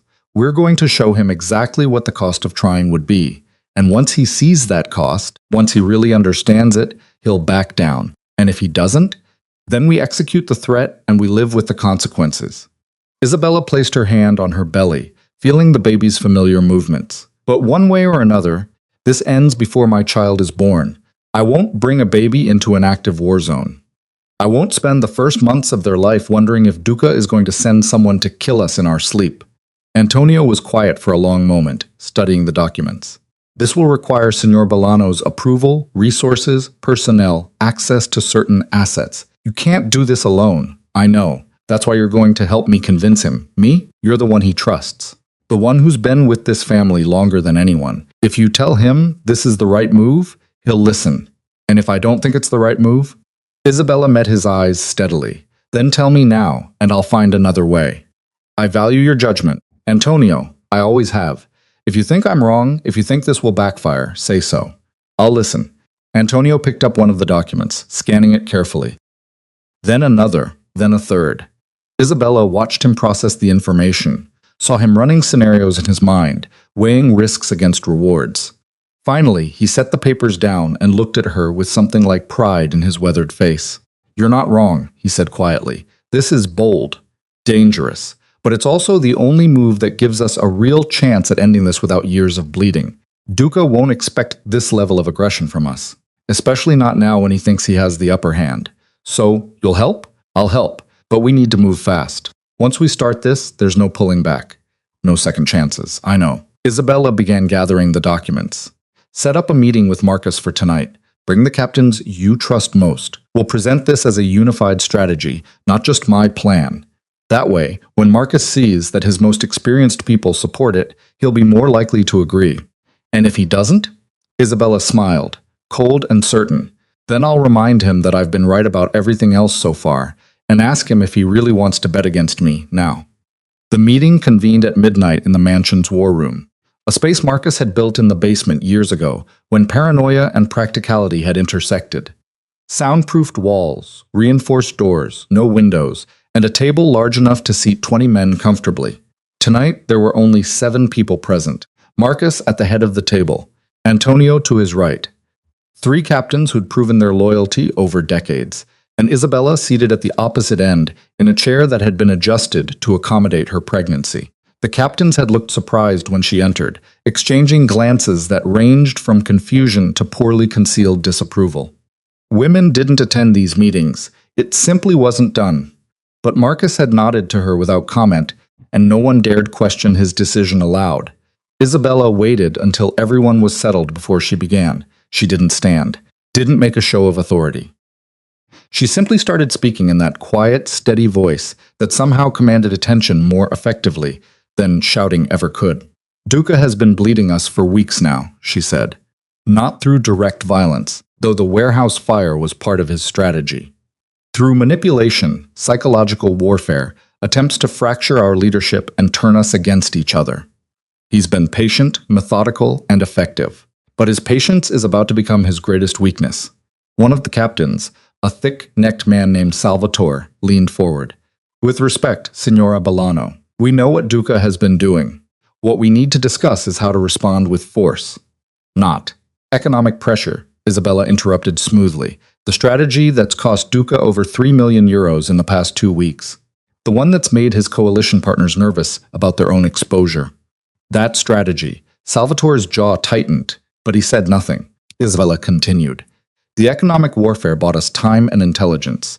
It forced Duca to show his hand, to reveal his coalition partners, to expose the infrastructure he relies on. But you're right that it's not enough. Economic pressure wounds. It doesn't kill, and we need Duca neutralized completely, permanently, in a way that sends a message to every other family in Italy that we are not to be tested. Now she had their full attention. Even the skeptical ones were leaning in, curious despite themselves. What are you proposing? Marcus asked, his voice carefully neutral. Isabella nodded to Antonio, who began distributing folders to each person at the table. In these folders, you'll find detailed information on every significant Duca asset, operation, and relationship. Real estate, businesses, political connections, everything. You'll also find documentation of several activities that, if brought to the attention of certain authorities, would result in immediate criminal prosecution. Tax fraud, human trafficking, illegal weapons sales. Crimes that even sympathetic judges can't ignore. We all commit those crimes, another captain said. Exposing them exposes the whole system. Exactly, Isabella replied, which is why we don't expose them to local authorities. We expose them to international bodies. Europol, Interpol, organizations that don't care about local politics or traditional accommodations. We make Duca radioactive on an international level, and suddenly his domestic protections mean nothing. Salvatore frowned. That's a dangerous precedent. Today it's Duca, tomorrow it could be us. It won't be us because we're going to be very careful about what evidence exists and where it's kept. Unlike Duca, who's been sloppy because he never thought anyone would dare use these weapons against him. Isabella opened her own folder, pulling out a specific document. This is a record of a Duca shipment that moved through 3 different countries carrying materials that violate multiple international treaties. One anonymous tip to the right people, and Duca becomes an international fugitive. His assets get frozen globally. His people start looking for new employment. His coalition collapses because no one wants to be associated with someone under that level of scrutiny. And where did you get this information? Marcus asked quietly. I've been collecting it for months. Some came from Carlo before his capture. Some from other sources I've cultivated. Some from simple observation and documentation. Isabella met her husband's eyes. I told you I've been planning for every possibility. This was always one of them. The room fell silent as the men absorbed what she was proposing. It was bold to the point of recklessness. A strategy that violated unwritten rules about how conflicts were conducted in their world. But it was also devastatingly effective executed properly. There's more, Isabella continued. We don't just threaten Duca with exposure. We give him a choice, a clear, simple choice that preserves his life and even some of his dignity. He stands down, publicly acknowledges our territorial supremacy, and accepts a subordinate role in the regional hierarchy. In exchange, the evidence stays buried. He gets to keep breathing, keep some of his operations, keep some semblance of power. But the war ends completely, permanently. He'll never agree, Salvatore said. Men like Duca don't bow to anyone. Men like Duca are pragmatists, Isabella countered. They understand survival. And when the alternative is complete destruction, most people choose survival. And if he refuses, Marcus asked, then we execute the threat. We burn him down so completely that his name becomes a cautionary tale. And yes, that will be ugly. Yes, there will be consequences. But those consequences will fall on Duca, not on us. We'll be the family that had the strength to do what was necessary. Antonio cleared his throat. I've reviewed Signora Bolano's documentation. It's comprehensive, actionable. If we move forward with this, we should do so quickly before Duca has time to shore up his defenses or move assets we can't track. Marcus drummed his fingers on the table. The habit Isabella had learned meant he was thinking hard, weighing options. This is a significant escalation. Once we threaten him this way, there's no walking it back. There's no walking anything back at this point, Isabella said. Duca has Carlo. He's interrogating him, extracting information, planning his own endgame. We're already committed to a final confrontation. The only question is whether we dictate the terms or let him dictate them. She's right, one of the other captains said. A lean man named Pro, who'd always struck Isabella as one of the smarter ones. We're in the endgame whether we like it or not. Might as well play to win. Marcus looked around the table, reading the faces of his most trusted men. Isabella could see the calculation happening behind his eyes. The same process she'd watched him use 100 times when making difficult decisions. He was weighing loyalty against risk, tradition against innovation, his own instincts against evidence. Finally, he nodded. All right, we do it, but carefully.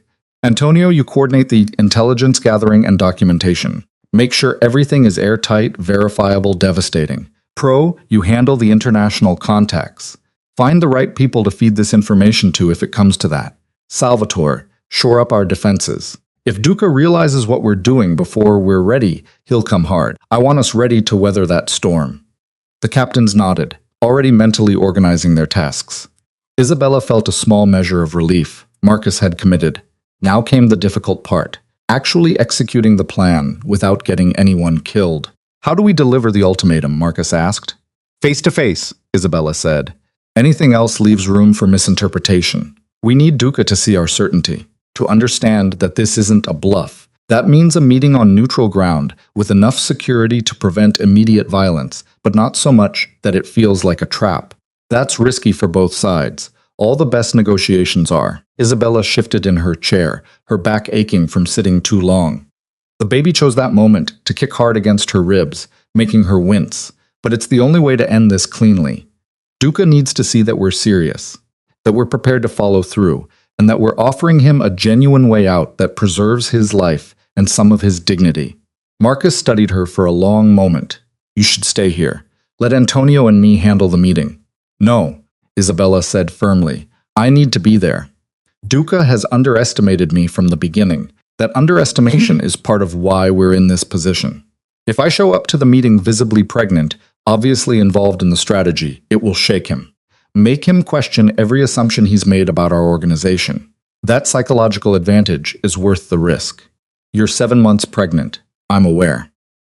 But I'm also the one who built this strategy, who gathered the intelligence, who understands every nuance of what we're offering and threatening. You need me there, Marcus, whether you want to admit it or not. The captains were watching this exchange with poorly concealed fascination, a married couple negotiating strategy. The wife pushing back against the husband, and the husband actually listening instead of simply asserting dominance. It was probably the most unusual thing any of them had witnessed in this room. If you come, Marcus said finally, you stay back. You don't engage directly, and at the first sign of trouble, you leave immediately. No arguments. Agreed. Antonio set up the meeting. Neutral location, minimal security on both sides. Daylight hours. Let's do this properly. Marcus stood, signaling the end of the meeting. Everyone knows their assignments. We move fast, we move clean. And we end this war before it costs us anything else. The captains filed out, leaving Isabella alone with Marcus and Antonio. The older man gave Isabella a small nod of approval before heading for the door. I'll start making contacts, he said. Should have something set up within 48 hours. After he left, Marcus moved to sit beside Isabella, his expression troubled. This is dangerous. More dangerous than anything you've done so far. I know. If something happens to you, if Duca decides to ignore protocol and just... He won't, Isabella interrupted. Not at a formal meeting. Not when he knows that killing me would give you the moral authority to destroy him with the full support of every other family in Italy. Even Duca isn't reckless enough to break that fundamental rule. You're betting your life on his rationality. I'm betting our child's future on our ability to end this war decisively. Isabella placed her hand over Marcus's. A gesture that still felt strange and unfamiliar after months of distance. I know you're afraid. I'm afraid too. But fear can't stop us from doing what needs to be done. Marcus turned his hand over, gripping hers tightly. When did you become braver than me? I'm not brave. I'm just tired of being afraid. There's a difference. They sat in silence for a moment, hands linked, the weight of what was coming settling over them like a physical presence. Finally, Marcus stood, helping Isabella to her feet with unexpected gentleness. Get some rest, he said. The next few days are going to be difficult. What about you? I have calls to make, people to prepare, the usual pre-war rituals. He smiled faintly, though I suppose this isn't exactly a traditional war. No, Isabella agreed. But then again, nothing about us has ever been traditional. The next 48 hours passed in a blur of preparation and tension. Antonio worked his contacts to arrange a meeting location, finally settling on a restaurant in neutral territory, a place that had hosted similar negotiations before and understood the protocols involved. The owner was paid handsomely to close for the day, to ensure privacy and security, to ask no questions about what was discussed. Isabella spent the time reviewing every detail of their evidence, making sure she understood not just what they had, but how to present it most effectively. She rehearsed arguments, anticipated objections, prepared for every possible direction the conversation might take. This was her strategy, her plan, and she refused to be the weak link in its execution. Marcus threw himself into security preparations with the intensity of a man who knew his wife was walking into danger and was desperate to control every variable he could. He personally vetted every guard who would be present, planned escape routes, arranged for additional forces to be positioned nearby in case things went wrong. On the morning of the meeting, Isabella dressed carefully, conservative but professional. Nothing that screamed wealth or power, but nothing that suggested weakness either.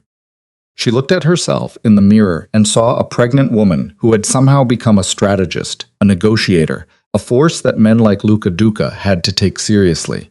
The thought was both empowering and terrifying. The drive to the restaurant took 40 minutes through streets Isabella knew well. This was her city too, though she'd spent most of her marriage confined to the mansion or escorted to safe-approved locations.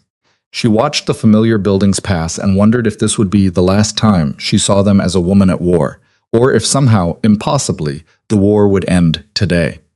The restaurant was in an old building with thick stone walls and small windows, the kind of place that valued discretion above all else. Antonio had arrived early to sweep for threats and ensure the space was secure. He met them at a side entrance, his face grave. Duca is already here, he said quietly. Arrived 10 minutes ago with 3 men, all armed but following protocol. No signs of additional forces nearby. Good, Isabella said, her voice steadier than she felt. Let's not keep him waiting. The main dining room had been cleared of all furniture except a single table set with 4 chairs. Luca Duca sat facing the door, his 3 bodyguards standing behind him at a respectful distance. He was younger than Isabella had expected, maybe 40. Handsome in a cold, calculated way. His suit was expensive but understated, his posture relaxed but alert. This was a man who'd survived in their world through intelligence and ruthlessness in equal measure. His eyes tracked Isabella as she entered, and she saw surprise flicker across his face. He'd known she might attend, but seeing her visibly pregnant, moving with quiet confidence despite her condition, clearly threw him off balance for just a moment. That moment was all Isabella needed to claim the psychological high ground. Marcus took the seat across from Duca while Isabella settled into the chair beside him, her movements deliberate and unhurried despite the awkwardness of her pregnancy. Antonio remained standing, positioned where he could save both entrances and respond to threats from any direction. Luca, Marcus said, his tone neutral. Thank you for agreeing to meet. Marcus. Duca's voice was smooth, cultured, with just a hint of Naples still present in certain vowels. I'll admit your presence is unexpected. Shouldn't you be resting, preparing for motherhood, leaving these unpleasant matters to the men? If I left unpleasant matters to the men, we wouldn't be having this meeting, Isabella replied calmly. We'd be in the middle of a war that would cost both our families everything. Instead, we're here to offer you a choice. Dukas smiled, but it didn't reach his eyes. A choice? How generous. And what choice might that be? Marcus slid a folder across the table. Open it. Duca made no move to touch the folder. Why don't you just tell me what's inside? Save us all some time. Inside is documentation of your organization's activities over the past 3 years, Isabella said. Tax fraud, human trafficking, weapons sales to prohibited entities, violations of international treaties. Enough evidence to put you and most of your leadership in prison for the rest of your lives. Enough to freeze your assets globally, to make you an international fugitive, to turn every law enforcement agency in Europe into your enemy. The smile faded from Duca's face. Everyone in this room has committed similar crimes. Mutual destruction is not a winning strategy. Except we've been very careful about documentation and exposure, Marcus said. You haven't. You assumed local protections would always be enough. You never considered that someone might go over the heads of your bought judges and complicit politicians directly to international authorities who don't care about traditional arrangements. Duca finally opened the folder, his eyes scanning the first few pages. Isabella watched his expression shift from dismissive to concerned to genuinely worried as he processed what he was seeing.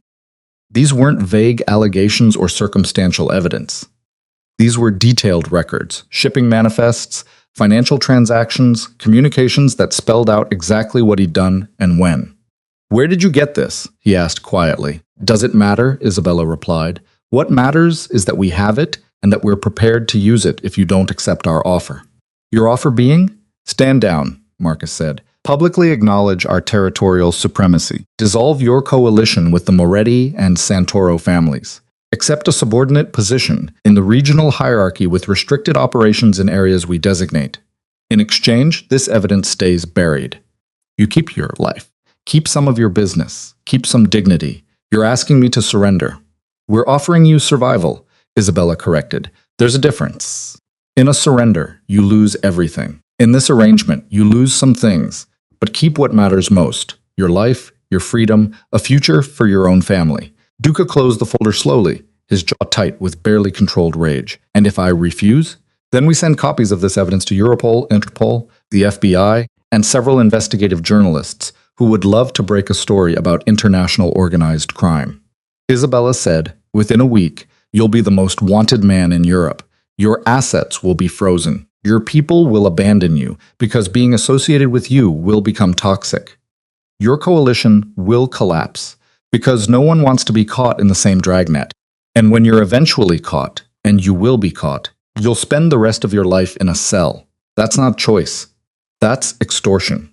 Call it what you want, Marcus said, but make a decision, because we're not leaving this room until you do.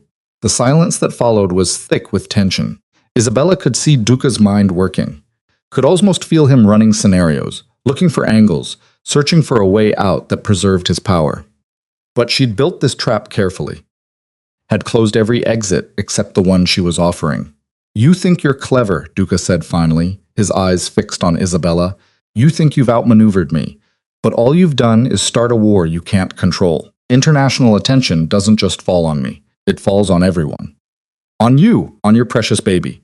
We're prepared for that risk, Isabella replied. Are you? I could kill you right now. End this threat permanently. You could try, Antonio said quietly from his position by the wall, but you'd die 30 seconds later, and every family in Italy would hunt down everyone you've ever cared about. That's not a trade you want to make, Duca. You're too smart for suicide. Duca's hands clenched into fists on the table. Isabella could see the war happening behind his eyes.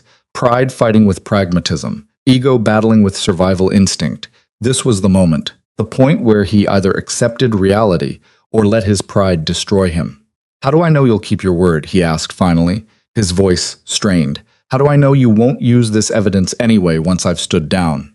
Because we don't need to, Marcus said. Once you've accepted a subordinate position, you stop being a threat. You become just another operator in a hierarchy we control. Why would we waste resources destroying someone who's no longer a problem? And my coalition partners. They're your concern, not ours, Isabella said. Though I suspect once they learn you've stood down, they'll lose interest in confronting us themselves. No one wants to fight a war their strongest ally has already surrendered from. Duca stared at the folder for a long moment, and Isabella held her breath, waiting. Everything came down to this. Either he accepted and the war ended with minimal bloodshed, or he refused and they'd have to execute the threat and deal with all the chaos that followed. I need time, Duca said finally, to consult with my people to arrange. No, Isabella interrupted. You decide now, right here. Because every hour you delay is an hour you might use to hide assets, destroy evidence, prepare for war. We're not giving you that opportunity. You're asking me to surrender my entire organization on the spot. We're asking you to choose survival over pride. Most intelligent people would call that an easy choice. Duca's laugh was bitter and hollow. You really think you've won, don't you? You think this is over. I think, Isabella said quietly, that you're about to make the most important decision of your life. And I think you're smart enough to make the right one, even if it hurts. The silence stretched out again, endless and suffocating. Isabella felt the baby kick as if sensing her tension, and she pressed her hand against her belly in an unconscious gesture of protection. Duca saw the movement and something shifted in his expression. How far along are you? 7 months. Boy or girl? We don't know yet. He nodded slowly, and when he spoke again, his voice had lost some of its edge. I have a daughter, 3 years old. She doesn't know what her father does, who he really is. I'd like to keep it that way. I'd like her to grow up without ever having to visit me in prison or attend my funeral. Then accept our terms, Isabella said. Give your daughter a father who's alive and free, even if he's not as powerful as he used to be. That's better than the alternative.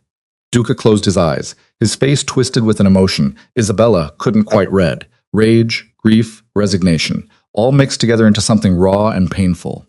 Fine, he said finally, the word coming out like it cost him something vital. I accept your terms. I'll stand down publicly. I'll dissolve the coalition. I'll operate within whatever restrictions you set. He opened his eyes, and they were hard as stone. But know this, Signora Bolano, you may have won today. But you've also made an enemy who will remember this humiliation for the rest of his life. I can live with that, Isabella replied. As long as you live with it too, instead of dying over it. Marcus pulled out another document, already prepared, already waiting for this exact outcome. Sign here. It's a formal agreement outlining the terms we discussed. Witnessed, dated, legally binding in ways that matter to our world. Duca took the pen Marcus offered and signed without reading, his signature angry and sharp across the bottom of the page. When he finished, he threw the pen down and stood abruptly. We're done here. Not quite, Antonio said, pulling out his phone. We need confirmation that your forces are standing down right now before you leave this room. Duca glared at him, but made the necessary calls. Each one clearly costing him something as he ordered his captains to withdraw, to cease operations, to acknowledge the new hierarchy. Isabella listened to each conversation, verifying that the orders were genuine, that this wasn't some elaborate deception. When the last call was made, Duca pocketed his phone and looked at Isabella one final time. You're dangerous. More dangerous than your husband, maybe, because people underestimate you. They see the pregnancy, the quiet demeanor, and they think you're harmless. But you're not, are you? No, Isabella agreed. I'm not. Good luck with the baby, Signora Bolano. I hope they inherit your mind and your ruthlessness. They'll need both to survive in this world. He walked out without another word, his bodyguards following in silence. Isabella sat very still, hardly daring to believe it had actually worked. They'd won not through violence or traditional shows of strength, but through intelligence, preparation, and the willingness to use weapons their enemy hadn't seen coming. Marcus was the first to speak. It's over. The war is actually over for now, Antonio cautioned. Duca will honor the agreement because he has to, but he meant what he said. He'll remember this. We'll need to stay vigilant. Let him remember, Isabella said, standing slowly with Marcus's help. As long as he remembers that we're not to be tested, that underestimating us is fatal. I don't care what else he feels. They left the restaurant through the same side entrance they'd used to enter, moving quickly to the waiting cars. Isabella's hands were shaking slightly now that the adrenaline was fading, and she pressed them against her belly to steady herself. The baby kicked in response, strong and insistent, as if celebrating the victory. On the drive back to the mansion, Marcus reached over and took Isabella's hand. I owe you an apology. For what? For underestimating you for all these years. For thinking you were just, he trailed off, searching for words. For not seeing who you really were. You saw what I showed you. I chose to be underestimated. It served my purposes. Still, I should have looked deeper. Should have paid attention. He squeezed her hand. You saved us. You ended a war without bloodshed. That's not something I could have done. You would have found a different way. A more direct one. That would have cost more lives. Left us weaker. Your way was better. Even if it terrified me watching you walk into that room pregnant and vulnerable. I was never vulnerable, Isabella said quietly. I was exactly where I needed to be, doing exactly what needed to be done. That's the opposite of vulnerable. They rode the rest of the way in silence. And when they finally reached the mansion, Isabella felt exhaustion crash over her like a wave. She'd been running on adrenaline and determination for so long that now, with the immediate crisis resolved, her body was demanding rest. Maria was waiting in the entrance hall, her face anxious, until she saw them both safe and whole. How did it go? It's over, Marcus said. The war is over. Maria's eyes filled with tears of relief, and she crossed herself quickly. Thank all the saints. I'll prepare a celebration dinner. Just something simple, Isabella said. I need to rest. Of course, Signora. I'll have soup sent to your room. Isabella made her way upstairs, each step requiring more effort than it should. She was 7 months pregnant, had just negotiated an end to a war, with one of the most dangerous men in Italy, and her body was finally insisting that she acknowledge her limits. She was almost to her room when a sharp pain lanced through her abdomen, strong enough to make her gasp and grab the wall for support. No, not now. It was too early. Another pain followed, and Isabella felt wetness between her legs. Either her water had broken or something was very, very wrong. Marcus, she called out, trying to keep the panic from her voice. Marcus, I need help. She heard running footsteps, saw him appear at the top of the stairs, his face going pale as he saw her doubled over. The baby, she managed. Something's wrong with the baby. Marcus caught Isabella before she could fall, his arms strong and steady, even as fear flooded his face. Maria, he shouted, his voice echoing through the mansion. Call Dr. Russo now. The pain came in waves, each one stronger than the last. And Isabella tried to breathe through it the way she'd read about in the pregnancy books she'd studied in secret. Too early. The baby was coming too early. 7 months wasn't enough. Babies born at 7 months could survive, but they needed hospitals, incubators, specialized care. It's going to be all right, Marcus said, though his voice shook. He lifted her carefully, carrying her to the bedroom with a gentleness she'd never experienced from him before. You're going to be fine. The baby's going to be fine. Isabella wanted to believe him. But another contraction hit, and she couldn't breathe. Couldn't think. Could only grip his shirt and try not to scream. When it passed, she gasped out, "The doctor I placed months ago in case something happened." Marcus laid her on the bed, his hands shaking as he arranged pillows behind her. What doctor? What are you talking about? Dr. Elena Marchetti, private obstetrician. I hired her 3 months ago, paid her to be on call, to be ready if there was ever an emergency. Isabella's breath came in short bursts. She has a medical kit here in the mansion, hidden in the East Wing storage room. Blue medical case. We need. Why didn't you tell me? Because I planned for everything, Marcus. Even this. Another contraction seized her, and this time she did scream, the sound tearing from her throat before she could stop it. Maria burst into the room, her face pale. Dr. Russo is on his way, but he's across the city. It'll be at least 40 minutes. We don't have 40 minutes, Marcus said.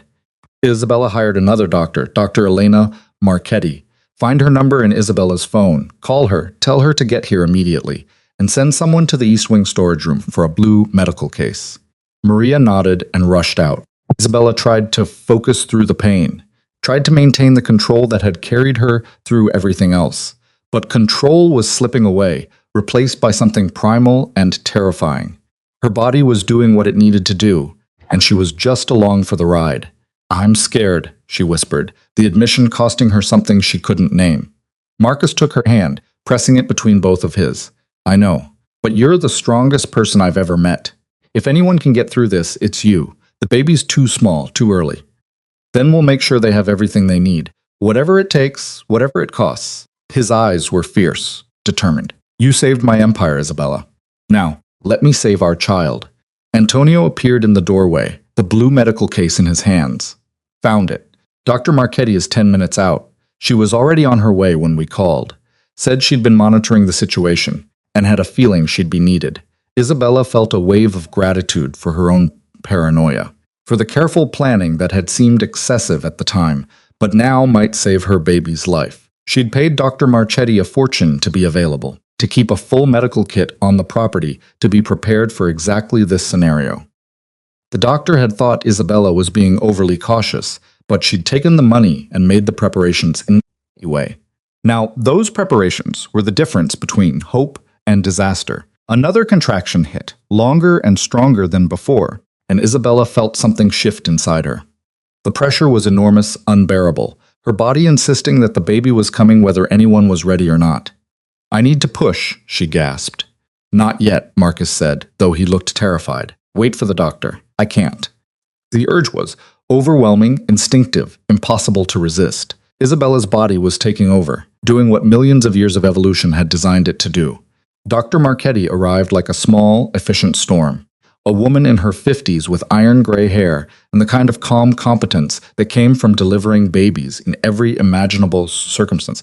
She assessed the situation in seconds, her hands already moving to wash and prepare.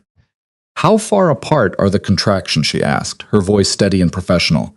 "Maybe 2 minutes," Marcus said. "They're getting closer." And her water broke about 15 minutes ago. Dr. Marchetti nodded, moving to examine Isabella with practiced efficiency. "You're fully dilated.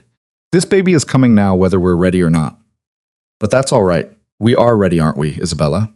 Isabella managed a weak nod, grateful beyond words that this woman was here, that her planning had worked, that she wasn't facing this alone or unprepared. "I need everyone out except the father," Dr. Marchetti said. "Maria, I'll need hot water, clean towels, and keep Dr. Russo on standby in case there are complications. But for now, this is just a birth. Early, yes, but manageable." Maria and Antonio left quickly, and Dr. Marchetti began setting up her equipment with the kind of efficiency that spoke of decades of experience. She opened the blue medical case, pulling out instruments, medications, monitoring devices, everything Isabella had insisted she prepare. Everything that had seemed paranoid and excessive now laid out and ready. "On the next contraction, I need you to push," Dr. Marchetti said. "Hard as you can. Your baby wants to meet you, and we're going to make that happen." The next contraction came, and Isabella pushed, gripping Marcus's hand so hard she felt his bones shift. The pain was beyond anything she'd imagined, but underneath it was something else. Purpose, determination. The same steel that had carried her through political wars and economic battles, now focused entirely on bringing her child safely into the world. "Good," Dr. Marchetti said. "Again, push." Isabella pushed again and again, losing track of time and everything, except the rhythm of contractions and the doctor's calm instructions. Marcus stayed beside her, his hand steady in hers, his voice murmuring encouragement, even though his face was white with fear. "I can see the head," Dr. Marchetti said. "One more big push, Isabella. One more and your baby is here." Isabella gathered every ounce of strength she had left, every bit of will and determination that had carried her through 7 months of pregnancy and psychological warfare. She pushed with everything she had, felt something give way, heard a sound that stopped her heart. Silence. The baby wasn't crying. Isabella couldn't finish the question, couldn't breathe, couldn't think past the terrible silence where there should have been sound. Dr. Marchetti was moving quickly, efficiently, her hands working over the tiny form. Isabella caught a glimpse of impossibly small limbs, skin that looked too fragile to be real. The baby was so small, so quiet. Then, like a miracle, a thin wail split the air. "It's a boy," Dr. Marchetti said, her voice warm with relief. Small but breathing on his own. Good color, good reflexes. She was cleaning him quickly, wrapping him in warming blankets. "He's going to need monitoring, and we should get him to a hospital for observation. But he's alive and fighting, just like his mother." Isabella felt tears streaming down her face, though she couldn't remember starting to cry. A son. She had a son, and he was alive. Dr. Marchetti placed the tiny bundle in Isabella's arms, and Isabella looked down at the smallest, most perfect thing she'd ever seen. He was red-faced and wrinkled, his eyes squeezed shut against the bright lights, his tiny fists waving in what looked like indignation at being pulled from his warm, dark haven. "He's beautiful," Marcus whispered, his own eyes wet. "He's perfect. He's early," Dr. Marchetti cautioned. "We need to keep him warm, monitor his breathing and heart rate. I've already called for a neonatal transport team. They'll be here within the hour to take him to the hospital's neonatal intensive care unit for proper care." "But he's okay," Isabella asked, unable to look away from her son's face. He's going to survive. His lungs sound good. His reflexes are strong, and he's maintaining his own body temperature better than expected for his gestational age. Those are all excellent signs, but he'll need support probably for several weeks. Premature babies are fighters, Isabella, and this one already has the best possible advantage. What's that? He has you as his mother, and if you could outmaneuver Luca Duca while 7 months pregnant, I have no doubt this little warrior has the genetics to survive anything. Isabella looked up sharply. You know about that? Dr. Marchetti smiled faintly. I know who you are, who your husband is, what world you live in. When you hired me, I did my research. I needed to understand what kind of situations I might be walking into. The fact that you went into early labor within hours of ending a war tells me this little one has a sense of timing as dramatic as his parents. The baby made a small sound, something between a whimper and a sigh, and Isabella felt her heart contract with a love so fierce it was almost painful. This tiny person, this fragile life was hers to protect, hers to raise, hers to teach how to survive in a world that would always be dangerous, always be uncertain. But first, he needed to survive the next few hours, the next few days.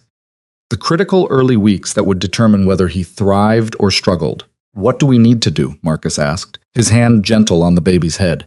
Whatever it takes, whatever it costs, tell us. Right now, skin-to-skin contact is important. Isabella, open your shirt. We want him against your chest. It helps regulate his temperature and heart rate. Dr. Marchetti helped Isabella arrange the baby against her bare skin, covering them both with warm blankets. There, just like that. You're doing perfectly. Isabella felt the baby's tiny body against hers, his heartbeat fluttering like a bird's wing. He was so small, so vulnerable. The idea that she'd been waging war while carrying this fragile life inside her seemed insane in retrospect. What if the stress had harmed him? What if her decisions, her risks had damaged her son before he was even born? Stop, Dr. Marchetti said, as if reading her thoughts. I can see you spiraling into guilt and what-ifs. Don't. You did what you had to do to protect your family, and you did it while keeping yourself and this baby as safe as possible. The fact that he's here, breathing, fighting, proves you made the right choices. But he's early. If I'd been less stressed. Babies come early for 1,000 reasons. Stress is one factor, but so is genetics, so is chance, so is simply the unpredictability of pregnancy. You can't control everything, Isabella, and trying to will only drive you mad. The words hit harder than they should have, perhaps because they were true. Isabella had spent months controlling every variable she could, planning for every contingency, trying to create perfect safety through perfect strategy. But some things couldn't be controlled. Some things just happened, and all you could do was respond as best you could. The neonatal transport team arrived exactly when promised. Efficient professionals with specialized equipment and years of experience. They examined the baby carefully, their faces serious but not alarmed. He's doing well for 30 weeks gestation, the lead paramedic said, but we want to get him to the neonatal unit for monitoring and support. Mom, you'll need to come too. You've just given birth, and we need to make sure you're stable as well. Isabella looked at Marcus. Family, the organization, someone needs to. Antonio will handle it. Marcus interrupted firmly. I'm coming with you, both of you. Nothing else matters right now. They transported Isabella and the baby in the same ambulance. Marcus following in a separate car with Antonio, and enough security to guard a small country. Isabella kept her hand on the baby's incubator the whole way, watching the monitors that tracked his breathing, his heart rate, his oxygen levels. Every beep and flash of light felt like both reassurance and threat. At the hospital, they were swept into the neonatal intensive care unit, a world of beeping machines and bright lights and impossibly tiny babies in plastic boxes. The nurses were kind but efficient, taking the baby to examine him more thoroughly, while a doctor checked Isabella's condition. You'll need to stay overnight for observation, the obstetrician told her. But you came through the delivery well. No significant tearing, minimal blood loss. Your body handled the early labor remarkably well. When can I see him? Isabella asked. Once we finish the initial assessment, probably another hour or so. Then you can do more skin-to-skin contact. Maybe try nursing, if he's ready. Premature babies sometimes have trouble with that, but we'll see. The hour felt like a year. Isabella lay in a hospital bed, cleaned up and changed into a hospital gown, waiting for news about her son. Marcus sat beside her, his hand never leaving hers, his face cycling through emotions she'd never seen him display before. Fear, love, wonder, vulnerability. Finally, a neonatologist came to find them. A young woman with kind eyes and a reassuring smile. Your son is doing better than expected. His lungs are strong. He's maintaining his temperature well, and his reflexes are all appropriate. We're going to keep him on a feeding tube for now and monitor his breathing, but he's stable. You can see him whenever you're ready. They wheeled Isabella to the neonatal unit, a wheelchair, despite her protests that she could walk.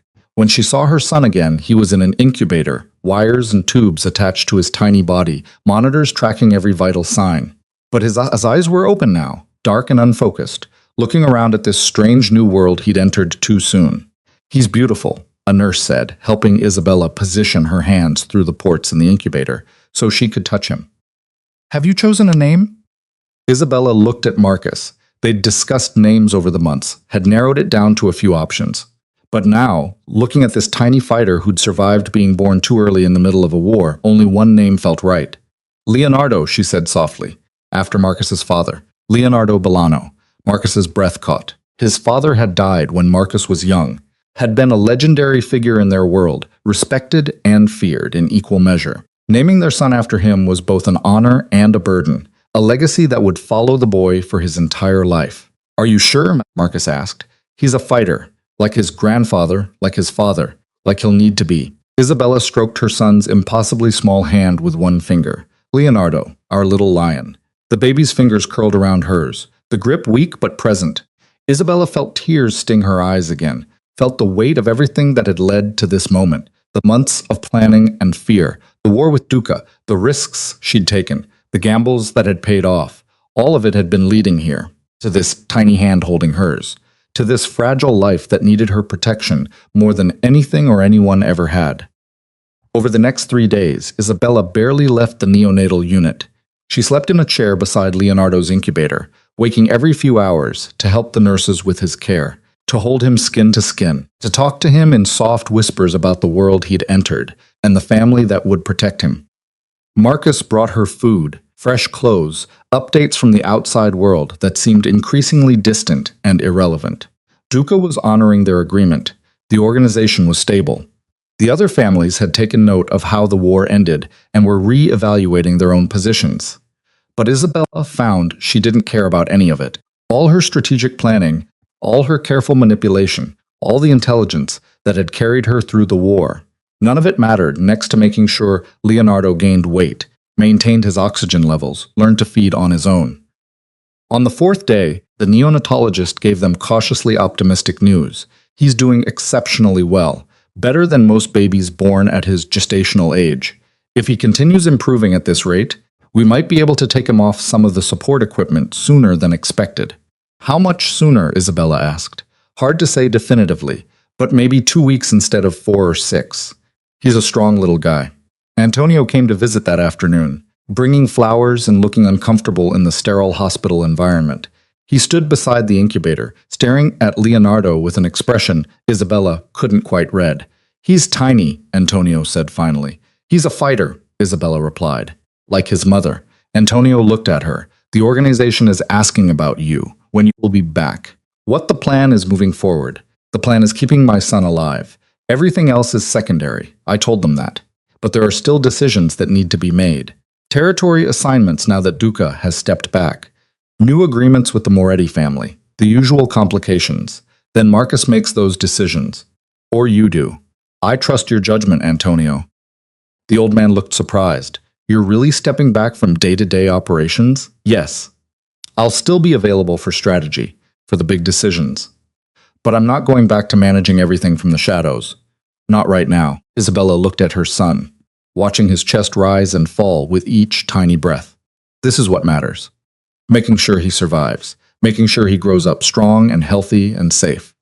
And when he's older, when he needs to learn about the family business, then we'll teach him. Both Marcus and I will teach him to be smart and strong, to value intelligence over violence, to understand that real power comes from knowing things other people don't. Isabella smiled faintly. But first, he needs to learn how to breathe without help, how to eat, how to exist in this world. The rest can wait.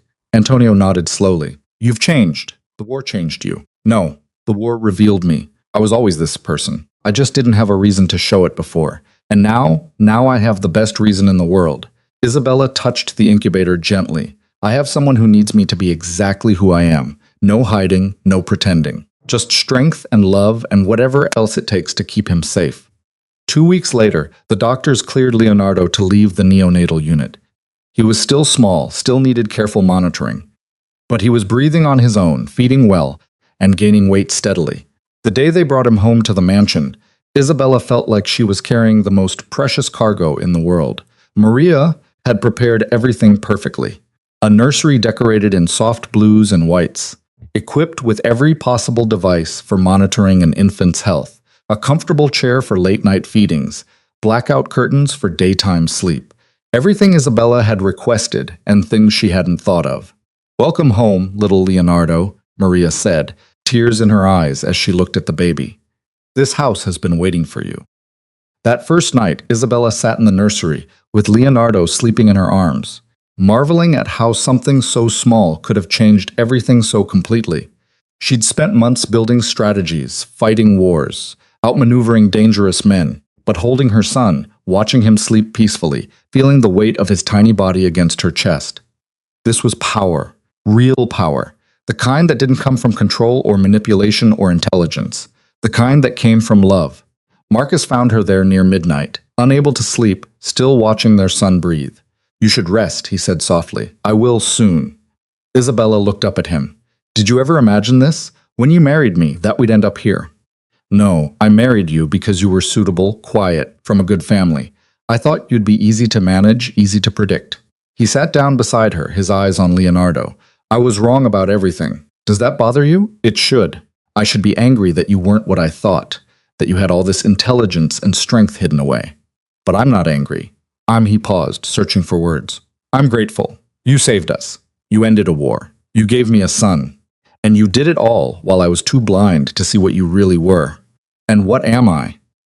Marcus looked at her, really looked at her in a way he never had before. "You're the most dangerous woman in Italy, and the best thing that ever happened to me." Isabella felt something shift in her chest, some wall that had been standing between them for their entire marriage finally beginning to crack. "What happens now with us?" "I don't know, but I'd like to find out." He reached over, touching Leonardo's head gently. "I'd like to be the kind of husband you deserve, the kind of father he deserves. Not perfect, but trying. Actually trying instead of just assuming I already know everything. That's all I ever wanted," Isabella said quietly. "For you to see me, to try, to be a partner instead of just a boss. Then that's what I'll be, starting now." Leonardo stirred in Isabella's arms, making small sounds that might have been distress or might have been dreams. Isabella rocked him gently, and he settled back into sleep, his tiny face peaceful. Over the following weeks, a new rhythm established itself. Leonardo grew stronger day by day, exceeding every milestone the doctors set. Isabella split her time between caring for him and carefully re-entering the world of family business, but now on her own terms. When she attended meetings, she brought her authority openly instead of hiding it. When she made decisions, Marcus listened and deferred to her judgment in areas where her intelligence had proven superior to his instincts. The other families noticed. The wives and mothers Isabella had cultivated relationships with began treating her differently, with a respect that went beyond politeness. They understood what she'd done, how she'd ended a war without bloodshed, how she'd outmaneuvered Luca Duca while 7 months pregnant. She'd proven that intelligence and patience could be just as powerful as violence and intimidation. Duca himself kept his distance, operating within the restrictions they'd imposed, rebuilding his organization from a subordinate position. Isabella received reports about him occasionally, monitoring to make sure he honored their agreement. He did, though she knew he resented every moment of it. But resentment without action was just emotion. An emotion couldn't hurt her as long as Duca stayed in line. 3 months after Leonardo's birth, Isabella was in her study reviewing territory agreements when Antonio knocked on the door. "Come in," she said, not looking up from the documents. "There's someone here to see you, Signora. She says it's important." Isabella looked up. "Who?" "Elena Messina." Isabella felt a flicker of surprise. She'd arranged Elena's disappearance, had made sure the woman was safe and settled in her new life far from Naples. For her to come back, to risk being seen, meant something significant had happened. Send her in. Elena looked different, healthier, happier, wearing clothes that fit properly and didn't look worn from overuse. But her eyes were sad as she sat down across from Isabella. I'm sorry to come back, Elena said. I know the rules. I know I'm supposed to stay away. But I needed to tell you something. Needed to thank you properly. Thank me for what? For giving me a life. A real life. I have a job now. A nice apartment. Friends who don't know anything about my past. I'm safe, happy. And it's because you kept your promise. Even though my brother, she trailed off, swallowing hard. Even though he didn't survive. Isabella had received the confirmation 2 months ago. Carlo's body had been found in a river outside Naples, bearing signs of extensive torture. Duca had extracted everything he could from the man before disposing of him. It had been brutal and ugly, but it had also been expected. Carlo had known the risks.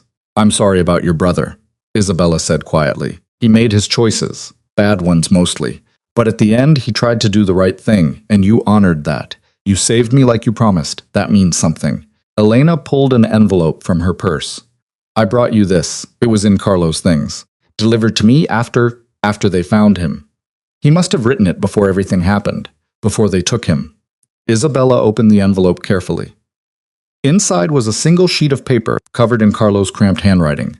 Signora Bellano, if you're reading this, I'm probably dead. I knew the risks when I agreed to work with you. I knew Duca would eventually figure out what I was doing. But I did it anyway because you gave me something I never had before. Hope that my sister might survive all this. That one person I loved might make it out intact. I want you to know that everything I told you was true.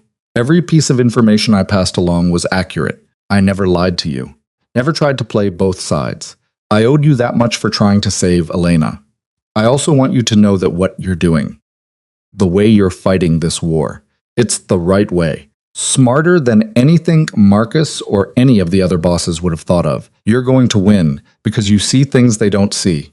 You understand that fear and intelligence are more powerful than guns. Take care of your baby. Raise him to be smart like you, not just strong like his father. This world needs more people who think before they shoot. Carlo Messina.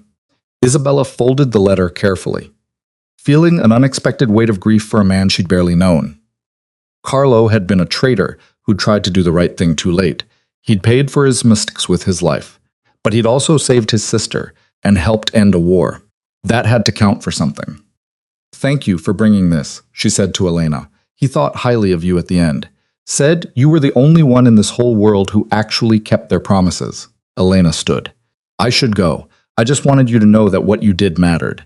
That the promise you made, the life you gave me, it means everything. Stay safe, Elena. Stay away from Naples. Don't come back. I won't. This is goodbye for real this time. Elena paused at the door.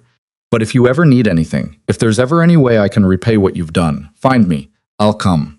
After she left, Isabella sat alone with Carlo's letter, thinking about choices and consequences, about the price of survival in their world. She'd used Carlo, had put him in danger, had known he might die for the information he provided. But she'd also given his sister a future, had honored her promise, even when Carlo was no longer alive to hold her to it. That mattered.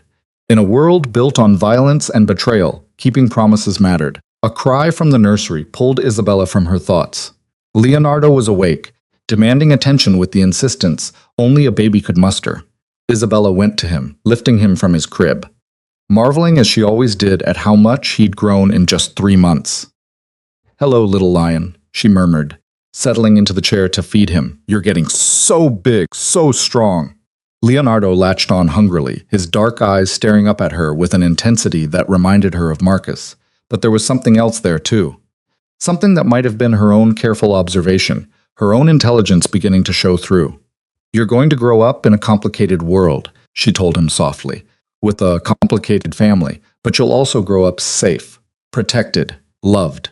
Because everything I did, every risk I took, every war I fought, it was all for you.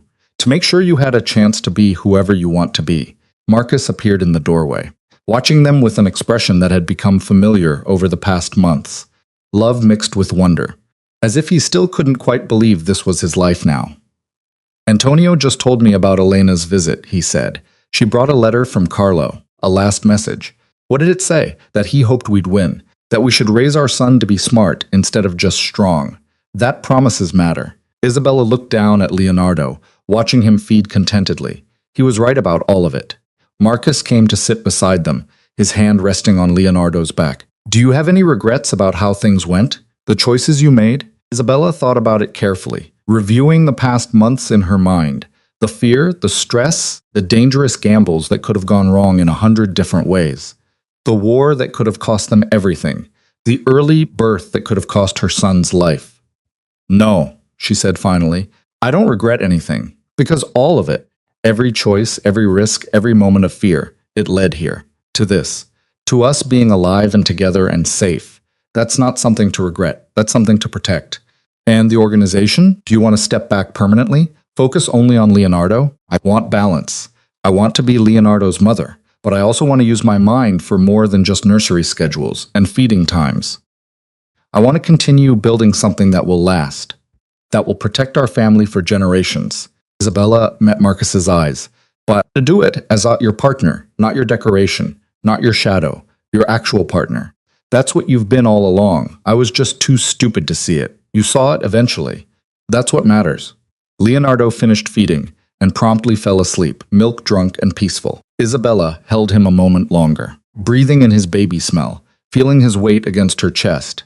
This was power, she thought again, real, undeniable power. The power to create life, to protect it, to shape it into something strong and good.